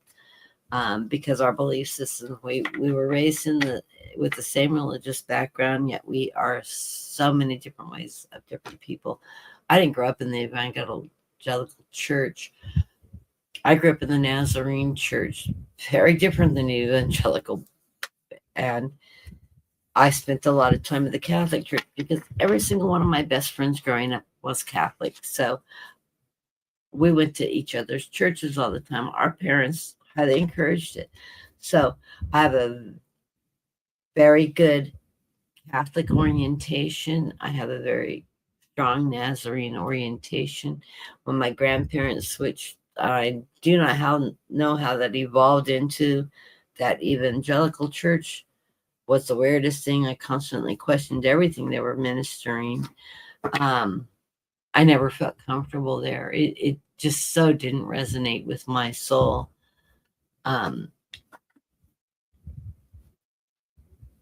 So they have an aunt, and I have a cousin that married an evangelical minister's daughter, and he switched from the Nazarene church to that. Highly religious and all that. And his mother's extremely religious, but she stayed in the Nazarene church. So it's an interesting dynamic.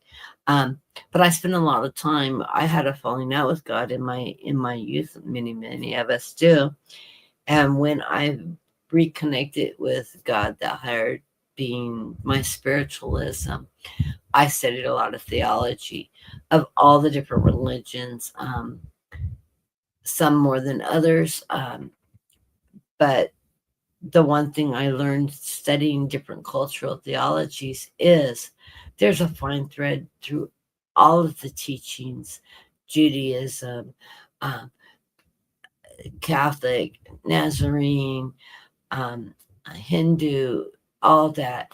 One of the biggest threads is love is a message. Love is most important for us to achieve, is the ability to love one another and to love ourselves.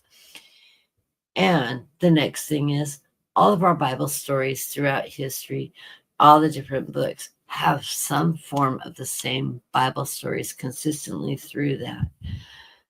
Where the differences lie is how the books have been manipulated to control the populace in different regions of the world, some more than others. So that's interesting. My current study right now is, and I've sort of set it aside since I had gone to my daughter's and I haven't picked it back up, as I've been working through the comparative of the Ethiopian Bible and the King James Bible, because, and it's really interesting. I had to buy a new Bible because I lost my Bible. I have no idea where it's at. It may be at my nephew's house. I may have given it to him. Anyways, I ended up having to buy a new Bible because I no longer had one in my house, and that really sort of blew my mind. So I bought a new Bible because I needed it to do the comparative between the Ethiopian writings, the original writing in Ethiopia. There's a ton of stuff on YouTube on the Ethiopian Bible, extremely interesting. But some of the programs have the original language in the Ethiopian Bible pronounced correctly. It's such a beautiful language too. And then they discuss, which is nice when you're looking at both the written form of it, the written translated into English, and in against the same verses in whichever Bible you're studying from. I'm currently using the King James Bible. I find it absolutely fascinating. But I'm one of those weirdo geeks. I go down those rabbit holes. I need to pick it back up soon. I've just been so busy doing other things right now that I'm not doing a lot of research now. I will pick that back up because it is absolutely fascinating to me. Join my group of weirdos. Like I said, life is a learning experience. We never stop learning. And I always say, people go, "Oh, how do you know so much about so many different things?" I read. I research. My guides give me messages. My nephew puts books. He passed away. In fact, his birthday's coming up. My nephew, my baby, my love. I raised him. I helped raise him. This is my nephew. He passed away at 28. This is Anthony. His birthday, he would be 36 this year. Wow. He was 28 when he passed away. He's been gone for a while now. Absolutely phenomenal kid. I miss him so much. My daughter misses him. Granted, they're cousins, but they grew up, because that's my sister's oldest child. She was in her drug and alcohol days when he was a baby. Dropped him off in my house and occasionally came by and picked him up. So I raised him a good part of his life. And he was just really reconciling with my sister and rebuilding a relationship when he passed away. And his birthday's July 3rd, though. So all my life, and it's funny because I was watching Victoria Scrumos. I don't know how I pronounce her name wrong. She did a show with Susan Lynn the other day, astrology and all that. She lives out in, I believe, Boston, Massachusetts, anyways, coastal Massachusetts. She was talking about her birthday is also July 3rd. And I always told him growing up, he was born in the next day. Everybody was so happy that he was here that we celebrated in fireworks. She had that belief growing up too. I thought that was so funny because I used to tell Anthony, we're celebrating your life on the 4th. That's why we have 4th of July rather than it was because of us becoming a nation. He bought it for years. Anyways, so I was born on the 3rd of July, and then we do the Yankee Doodle Dandy song with them, born on the 3rd of July. Anyways, that was fun celebrating his birthday that way.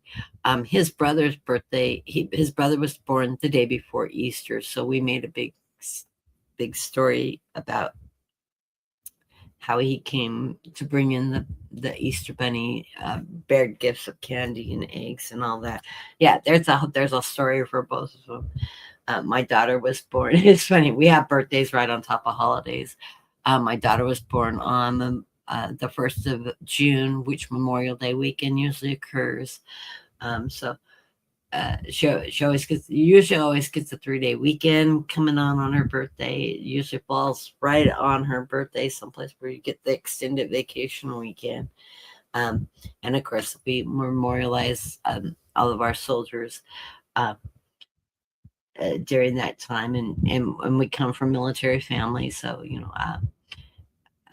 her husband's the Army, but I come from a big Navy family and Marines, so we have a lot of military in our family, and so we honor them. But it also is a great party weekend, picnic weekend, family gathering weekend for us.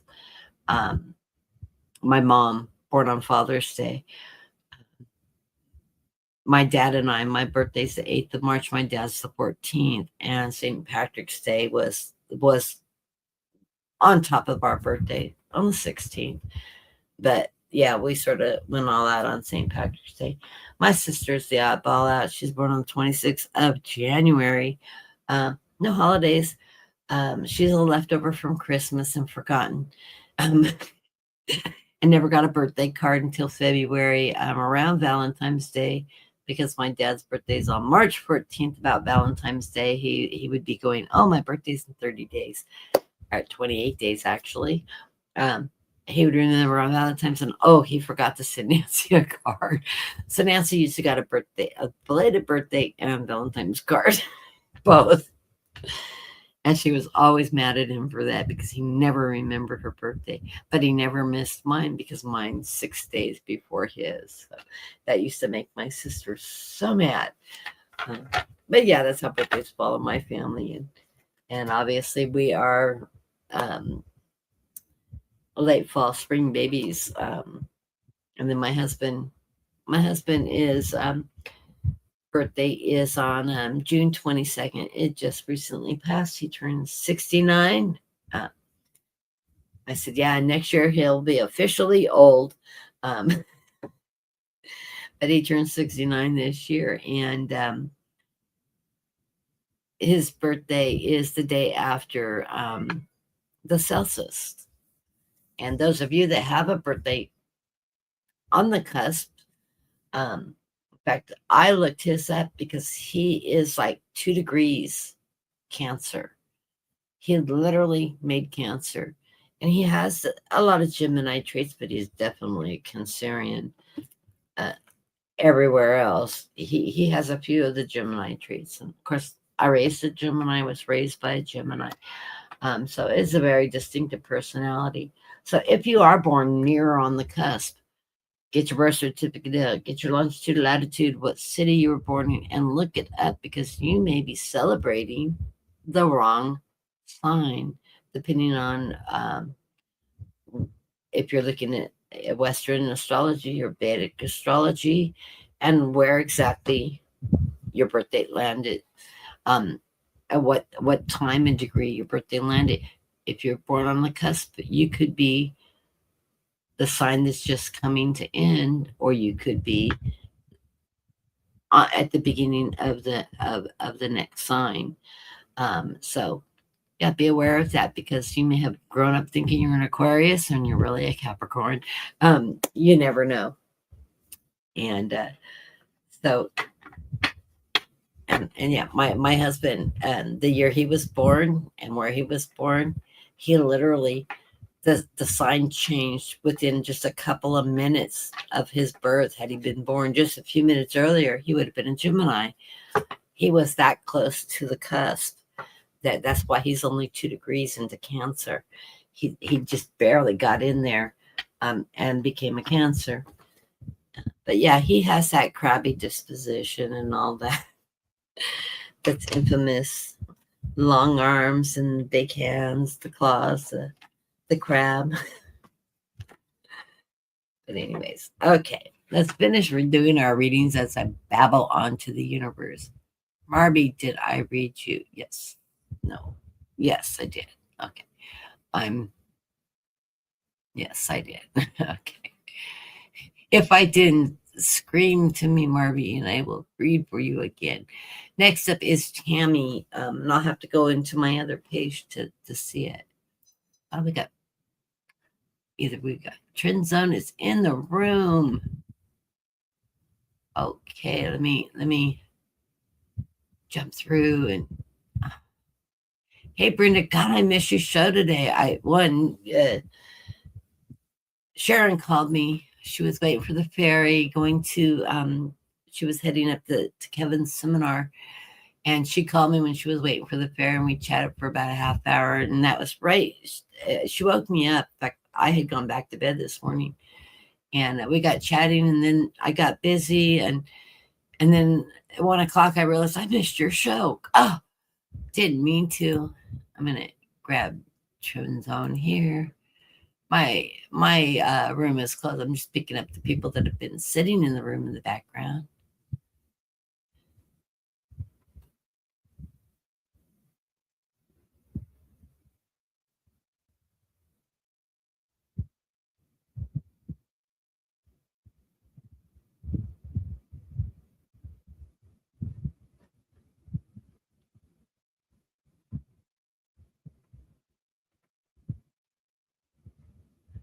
A conversation going on.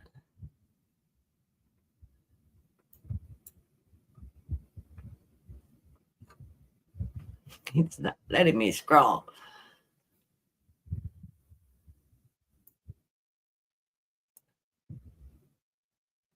There we go.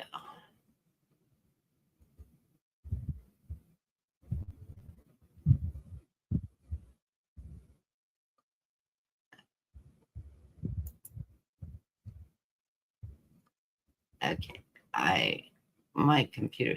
I started out having problems with the computer. Those of you that weren't in the room when my computer kept freezing up, now it's just not letting me scroll through the chat stuff. I do not know why it's being such a pain. I don't think there's any problem with buying precious metal. I'm not in the middle of the conversation, but I was just telling my daughter, and Brenda was telling me to buy grinding pads, and I've been doing a lot of research on that and grinding sheets and the healing of silver. Now, when I had surgery last year and I had that wound back, that's all packed with silver mesh. Okay, I do have everybody in the room, it looks like. Well, you guys have been just chit-chatting away. I'm going to have to go back and read the chat because okay.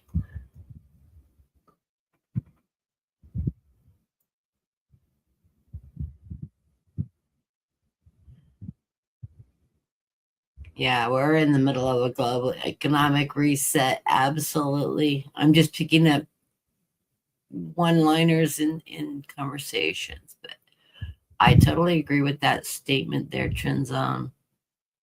It's going to be a tough one. It's going to take a while for us to find our balance. That's why we're seeing a lot of these security cards telling us to be frugal with our money. Yes, we're looking for better paying jobs and things like that, more opportunities. And yeah, it seems to be a movement, but being frugal right now, I think, is really important.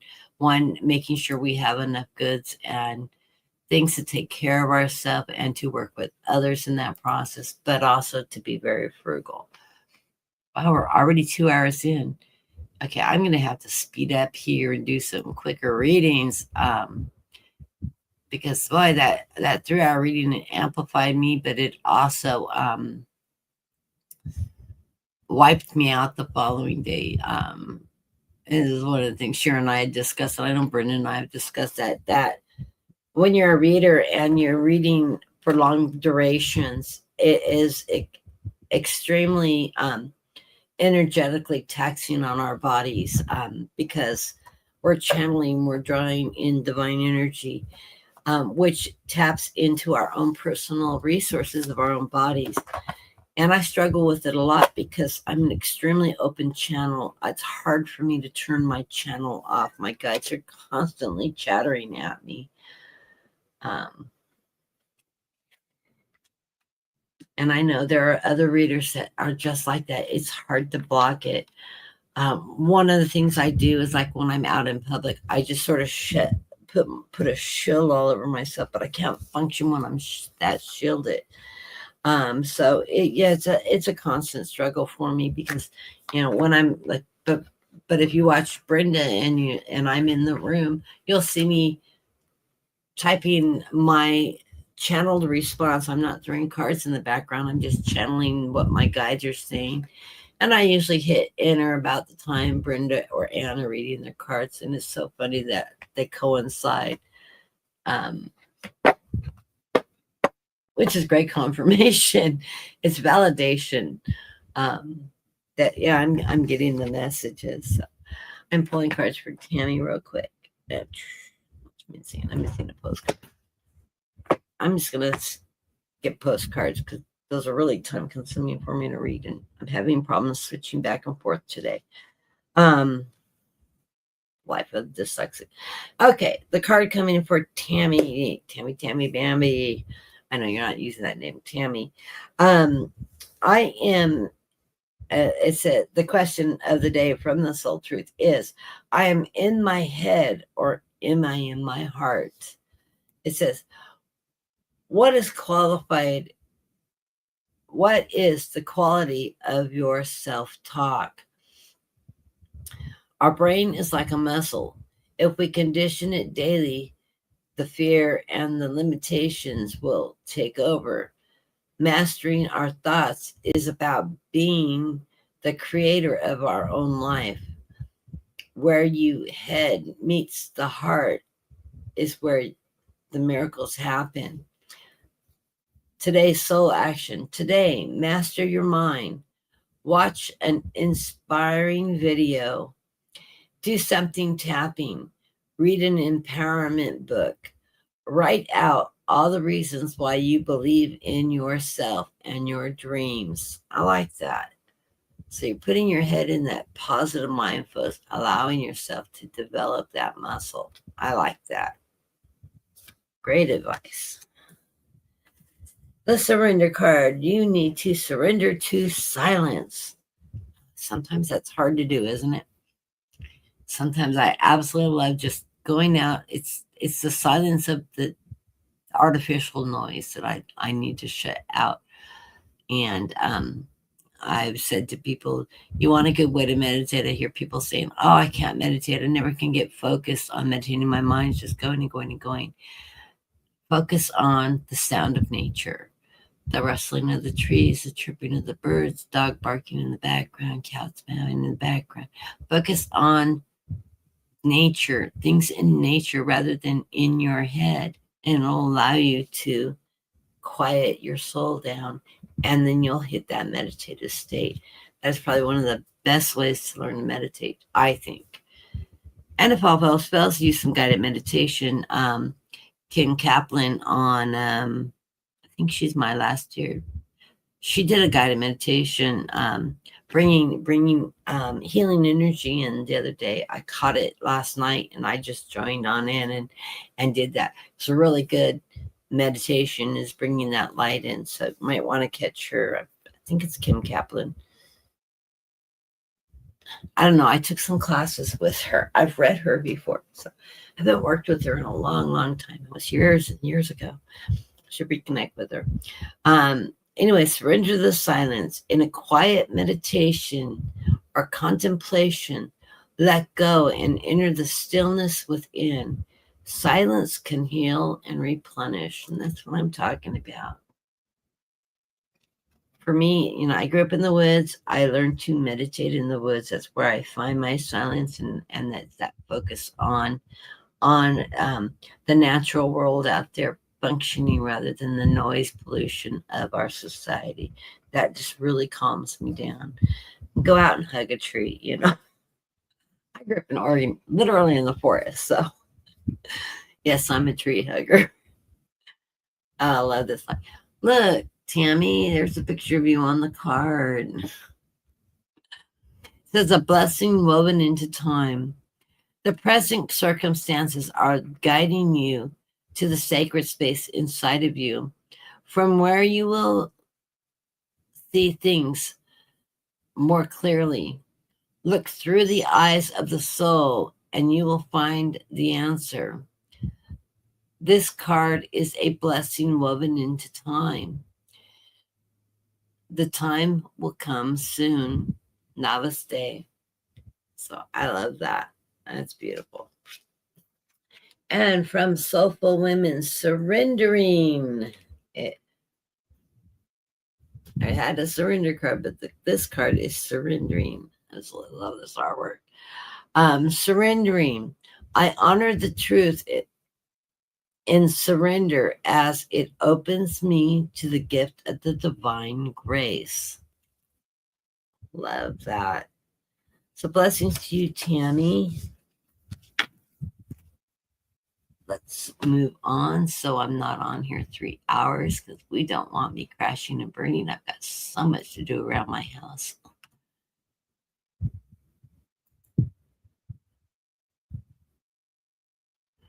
Brenda.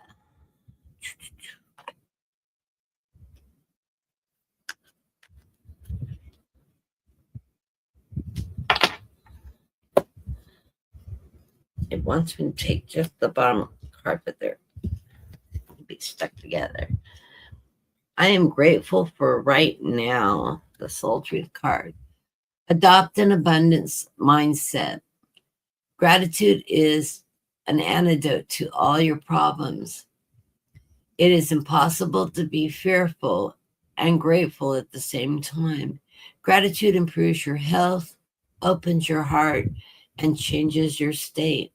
Today's soul action, the universal law of attraction, says we will attract into our lives that in which we are focused. And the action is close your eyes, put your hands on your heart, and think of 3 things for which you are grateful today. Notice the abundance is growing within you. I have this feeling that this is something you practice already, Brenda. I know I do. It helps me center to my heart chakra.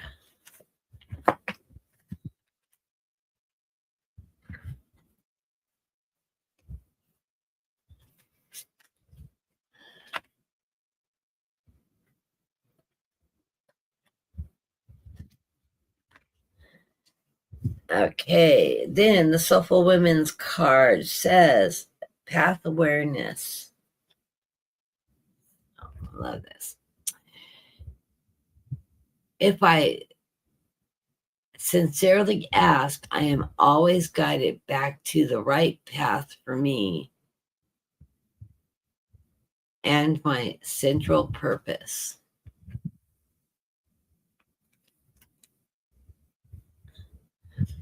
The surrender card that came up for you is surrender to your belief in scarcity.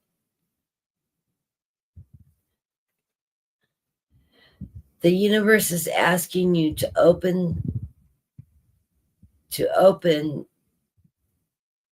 the infinite nature of abundance. In a way, you can remove blocks in your life and succeed beyond your wildest dreams. I love these cards too. These are all my favorite oracle groups. The Namaste card. Oh, we've got the Indian elephants symbolism here. It says, a crystal clear blessing. You are soon blessed with a great clarity. Your destiny is calling, and your soul is shining its infinite wisdom. You are blessed, protected, and guided in all you do from this moment on. Namaste. I love that. Yes, gratitude, gratitude. We do have to remember to give gratitude in things in our life. I try to do that on a daily basis of trying to find 2 or 3 things that I can thank in gratitude for having it come into my life. Keeps you honest. Keeps you honest with yourself. It keeps you awakened to the positive things in your life. It helps you see that not the woe is me, I'm a victim, but how much I can move forward in life and be in the present by being grateful for the things that come into your life on a daily basis. Like, I am grateful for everybody here that allows me to read for them. It's the sharing of my gift. God gave me this gift to be able to deliver information and messages towards you. And now we have Gerald. I know he's giving me a donation. He always does. Yep, he did. I'm going to do cards for Gerald because I said I would do 5 cards. I know he wants a general. I didn't watch Brenda's show, so I have no idea what she got for you today. I'm going to have to go back and watch that replay. Yeah, I will. I really enjoy Brenda's show. So, I pulled that card for you the other day.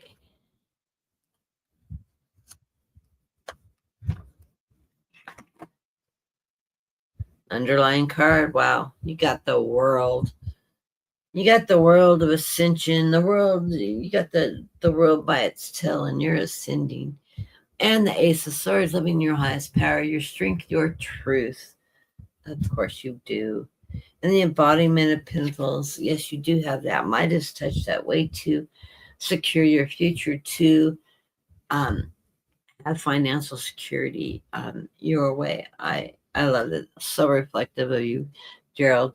We come into the card. You got the Queen and the Queen of Pentacles. Or no, I guess you didn't. The sword. You got the Ace of Swords. We're coming in with the inspiration of swords. This is that Queen of Swords. This is I take no BS Queen. She's living her truth. She's standing in her truth, her faith, her knowledge as she moves forward. You're carrying the soulful, this feminine energy of being able to stand in your truth, not taking the bullshit of the world that come around you. You know where you stand, you know what you believe in, and nobody's moving you off that pedestal. You stand in that powerful energy. You are on that rise right now with the 7 of Wands. This is that higher, moving into higher space. That ascension. Of course, we've got ascending cards for you today, a bunch of them, because on top of that, I've got you ascending with the 7 of Wands, with your knowledge, creativity, etc. Plus, I have the perspective card in the balloons. You're up in the air in the highest perspective. You're looking down on the world, seeing the big picture as things going on. Both big ascension cards. You're living in the present, in the now. You're looking at the big picture while you're moving on through this period of time. But are you just lazily sitting around? Heavens no, right in the center of the reading, we've got that 8 of Pentacles card.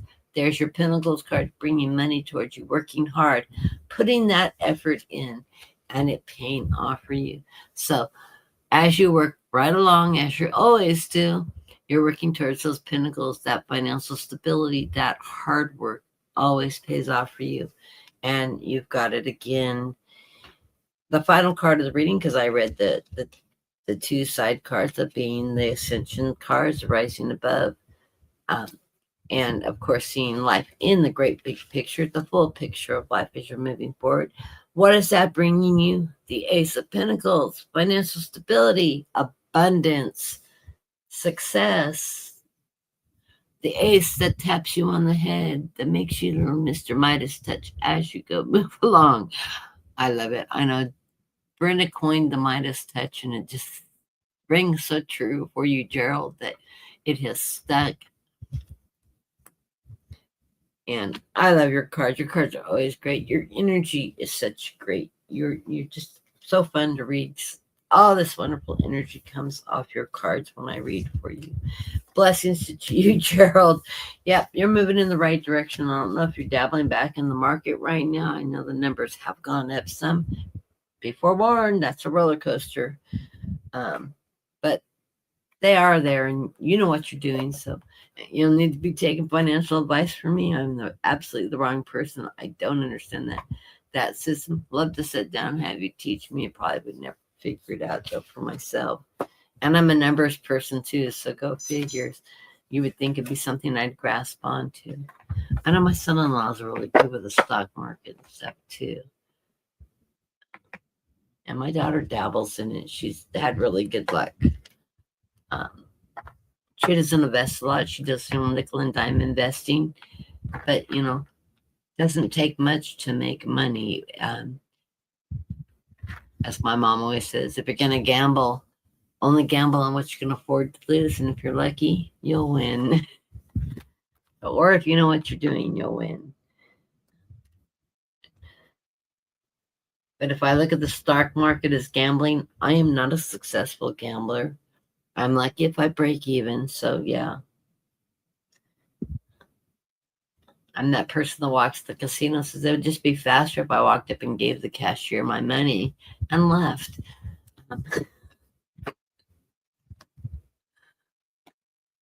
Okay. The oracle cards I got for you. The question of the day from the Soul Truth is, what boundaries need to be created or strengthened within my relationships? So this is boundary setting for you. What boundaries do you need to create or strengthen in your relationships? To create more healthy boundaries, we must first get in tune with our own needs, desires, and feelings, and believe that we are worthy of them. In your relationship, it's essential to know where they end and where you begin. Today's action. When we separate our energy from others, we gain clarity about what we really want. Then we stop doing the things that no longer align with ourselves. If you are an empath, you can still be compassionate towards others without taking on their stuff. Oh yeah, that's a big one for empaths too.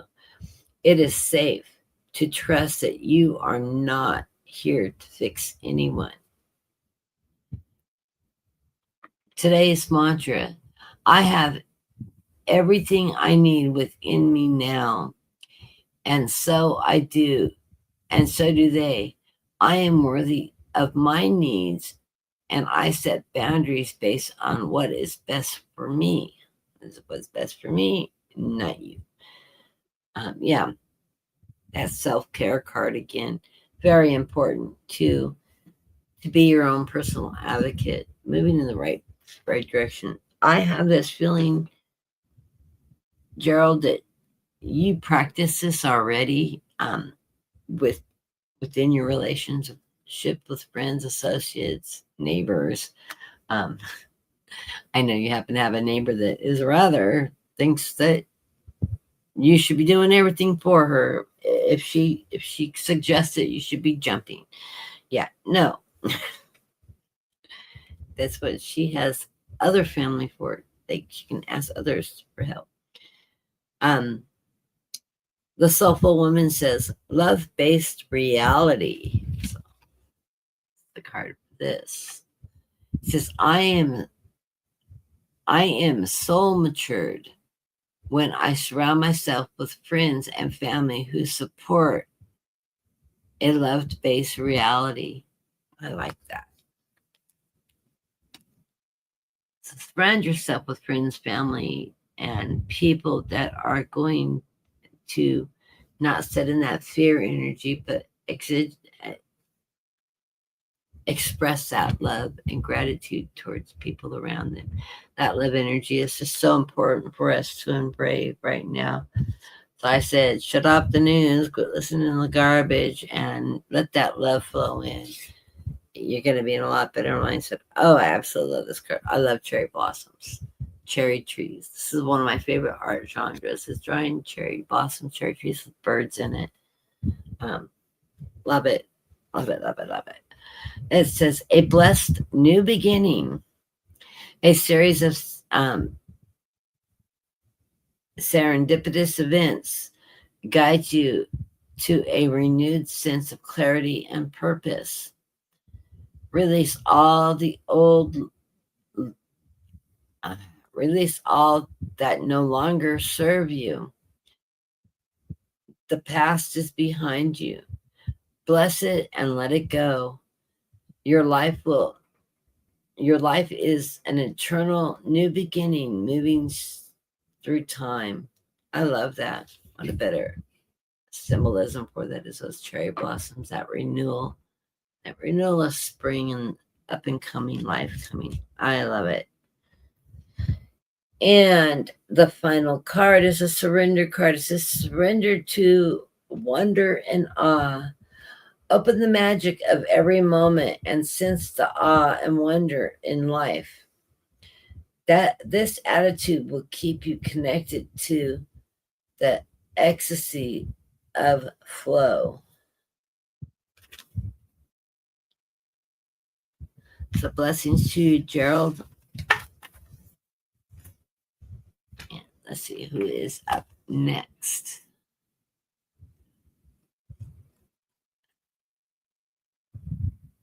I think Dean is my last reading.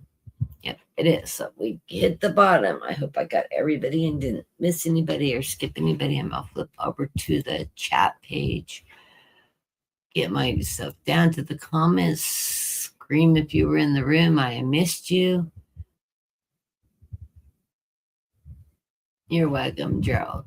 You're so welcome. I love your energy.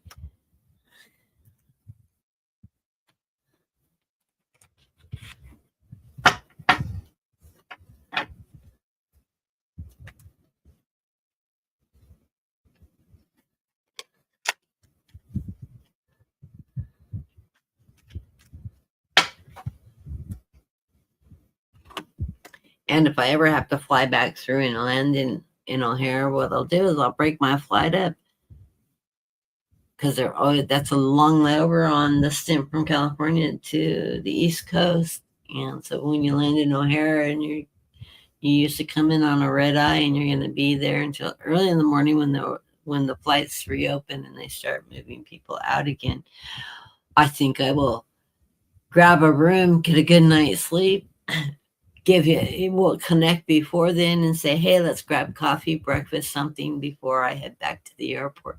Because I would just love to meet you in person. I think you're a person I would just love to know in person. So because your energy is so out there, vibrant, that would be fun.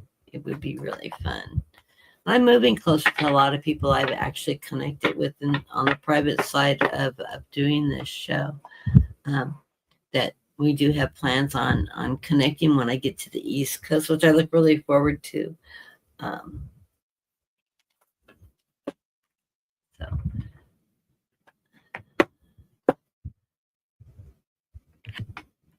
okay, I am pulling cards for Dean right now. He may or may not be in the room, but that's okay because he knows how to find his readings. And I will be talking to him before the time is over. What a neat card.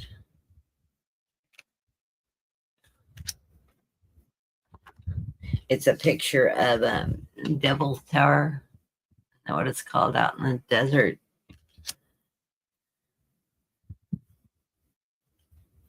I remember from the movie, the Sterling movie,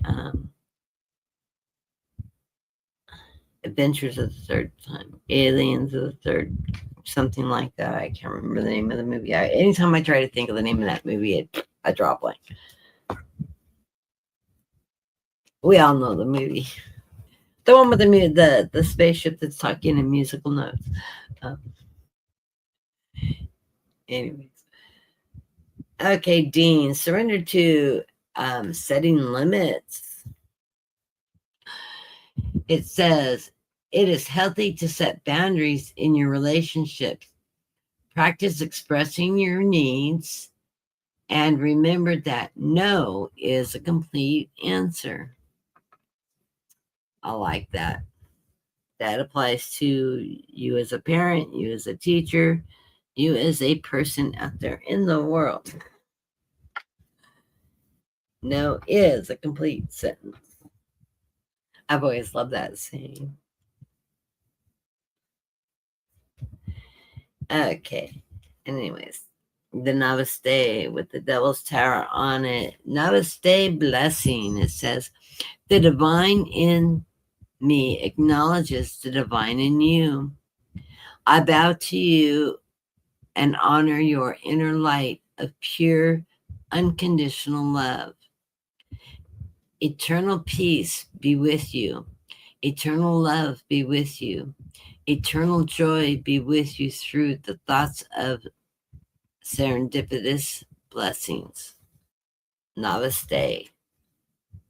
That is such a neat prayer. I love that. What a neat prayer. Love it. Soulful Women Sanctuary, card number 17.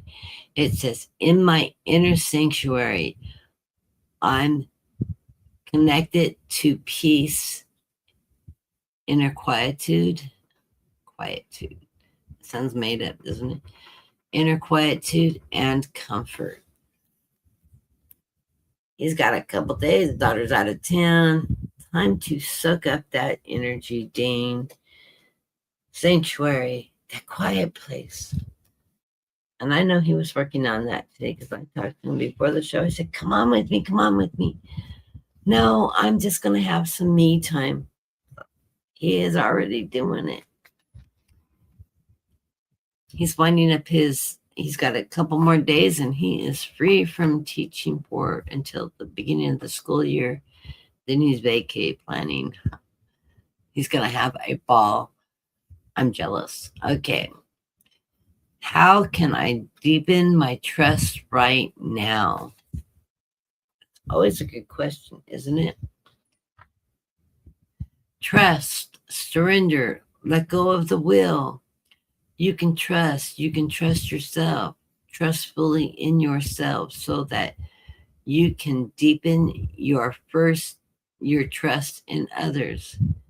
Trust creates safety, and when we feel safe, we feel unstoppable. Today's soul action. Let go and trust. Today, find your center in the chaos and be certain with yourself so that you can deepen your trust in others. One must trust themselves before they can trust outside of themselves. Definitely some truth in that. Okay, well, that was my last reading for today. We went 2.5 hours. At least we didn't hit the 3-hour mark. 2.5 hours is going to tax me out a bit tomorrow. I'm going to go to bed early tonight and take a really nice long soaking bath so I can rejuvenate my energy tonight before I go to bed. Dean, shoot me in the foot if I call you after probably 7 o'clock. My phone is off the hook from 7 o'clock on because that will allow me to wind down, and I will stop drinking coffee for the afternoon just in case the caffeine is going to affect me. Good advice to myself. Yeah, I'm talking out loud and giving myself advice so I can get a good night's sleep tonight, and so I won't be totally 100% wiped out tomorrow because I have a lot on my plate and a lot of things need to get done. Anyhow, I hope everybody has a blessed, wonderful weekend, the rest of the weekend. I know it's in the afternoon now. It's summer, though. We have a few more hours. If you're on the East Coast, you're probably, I don't know what time it is. It's 5, 6, 7, 8. You're hit about 8 time. It's probably the sun setting now, and you're winding down your day into a beautiful, cool evening because your weather's, I think, really nice on the East Coast right now. those of us that have a few hours of daylight left, it's not getting dark here until about 8:30 at night. So I've got a few more hours of daylight. So I will be going to bed about dusk. I can't sleep when it's light out. But so I'll start winding down to rest the rest of this evening. I'm gonna go get my kitchen cleaned up and make dinner, and just take the rest of the evening off, and I'll start working on my house again tomorrow. And anyways, I want everybody to have a great week, and I will see you next Saturday. And hopefully, maybe Brenda and I can connect up in the next few weeks to do a Saturday collab on our personal readings. I know she doesn't read on Saturdays online, so I know she does a lot of work behind the scenes. But anyways, Brenda and I'll get touch with each other and see if we can get connected on a date to do a program. Maybe we can do it in the middle of the week, depending on what our weeks are looking like. Anyways, everybody have a wonderful, enjoyable week, and bring that light in, that healing energy. Remember, self-care is number one on our priority list. Stay grounded and just have a good time. Remember to laugh. Remember to enjoy yourself. And, Kelly, if you're still here, get out there and do some dancing, some partying, and let your guides see you so they can send all those wonderful, successful messages for you. Everybody have a wonderful week. Blessings to you, and I will see you next Saturday.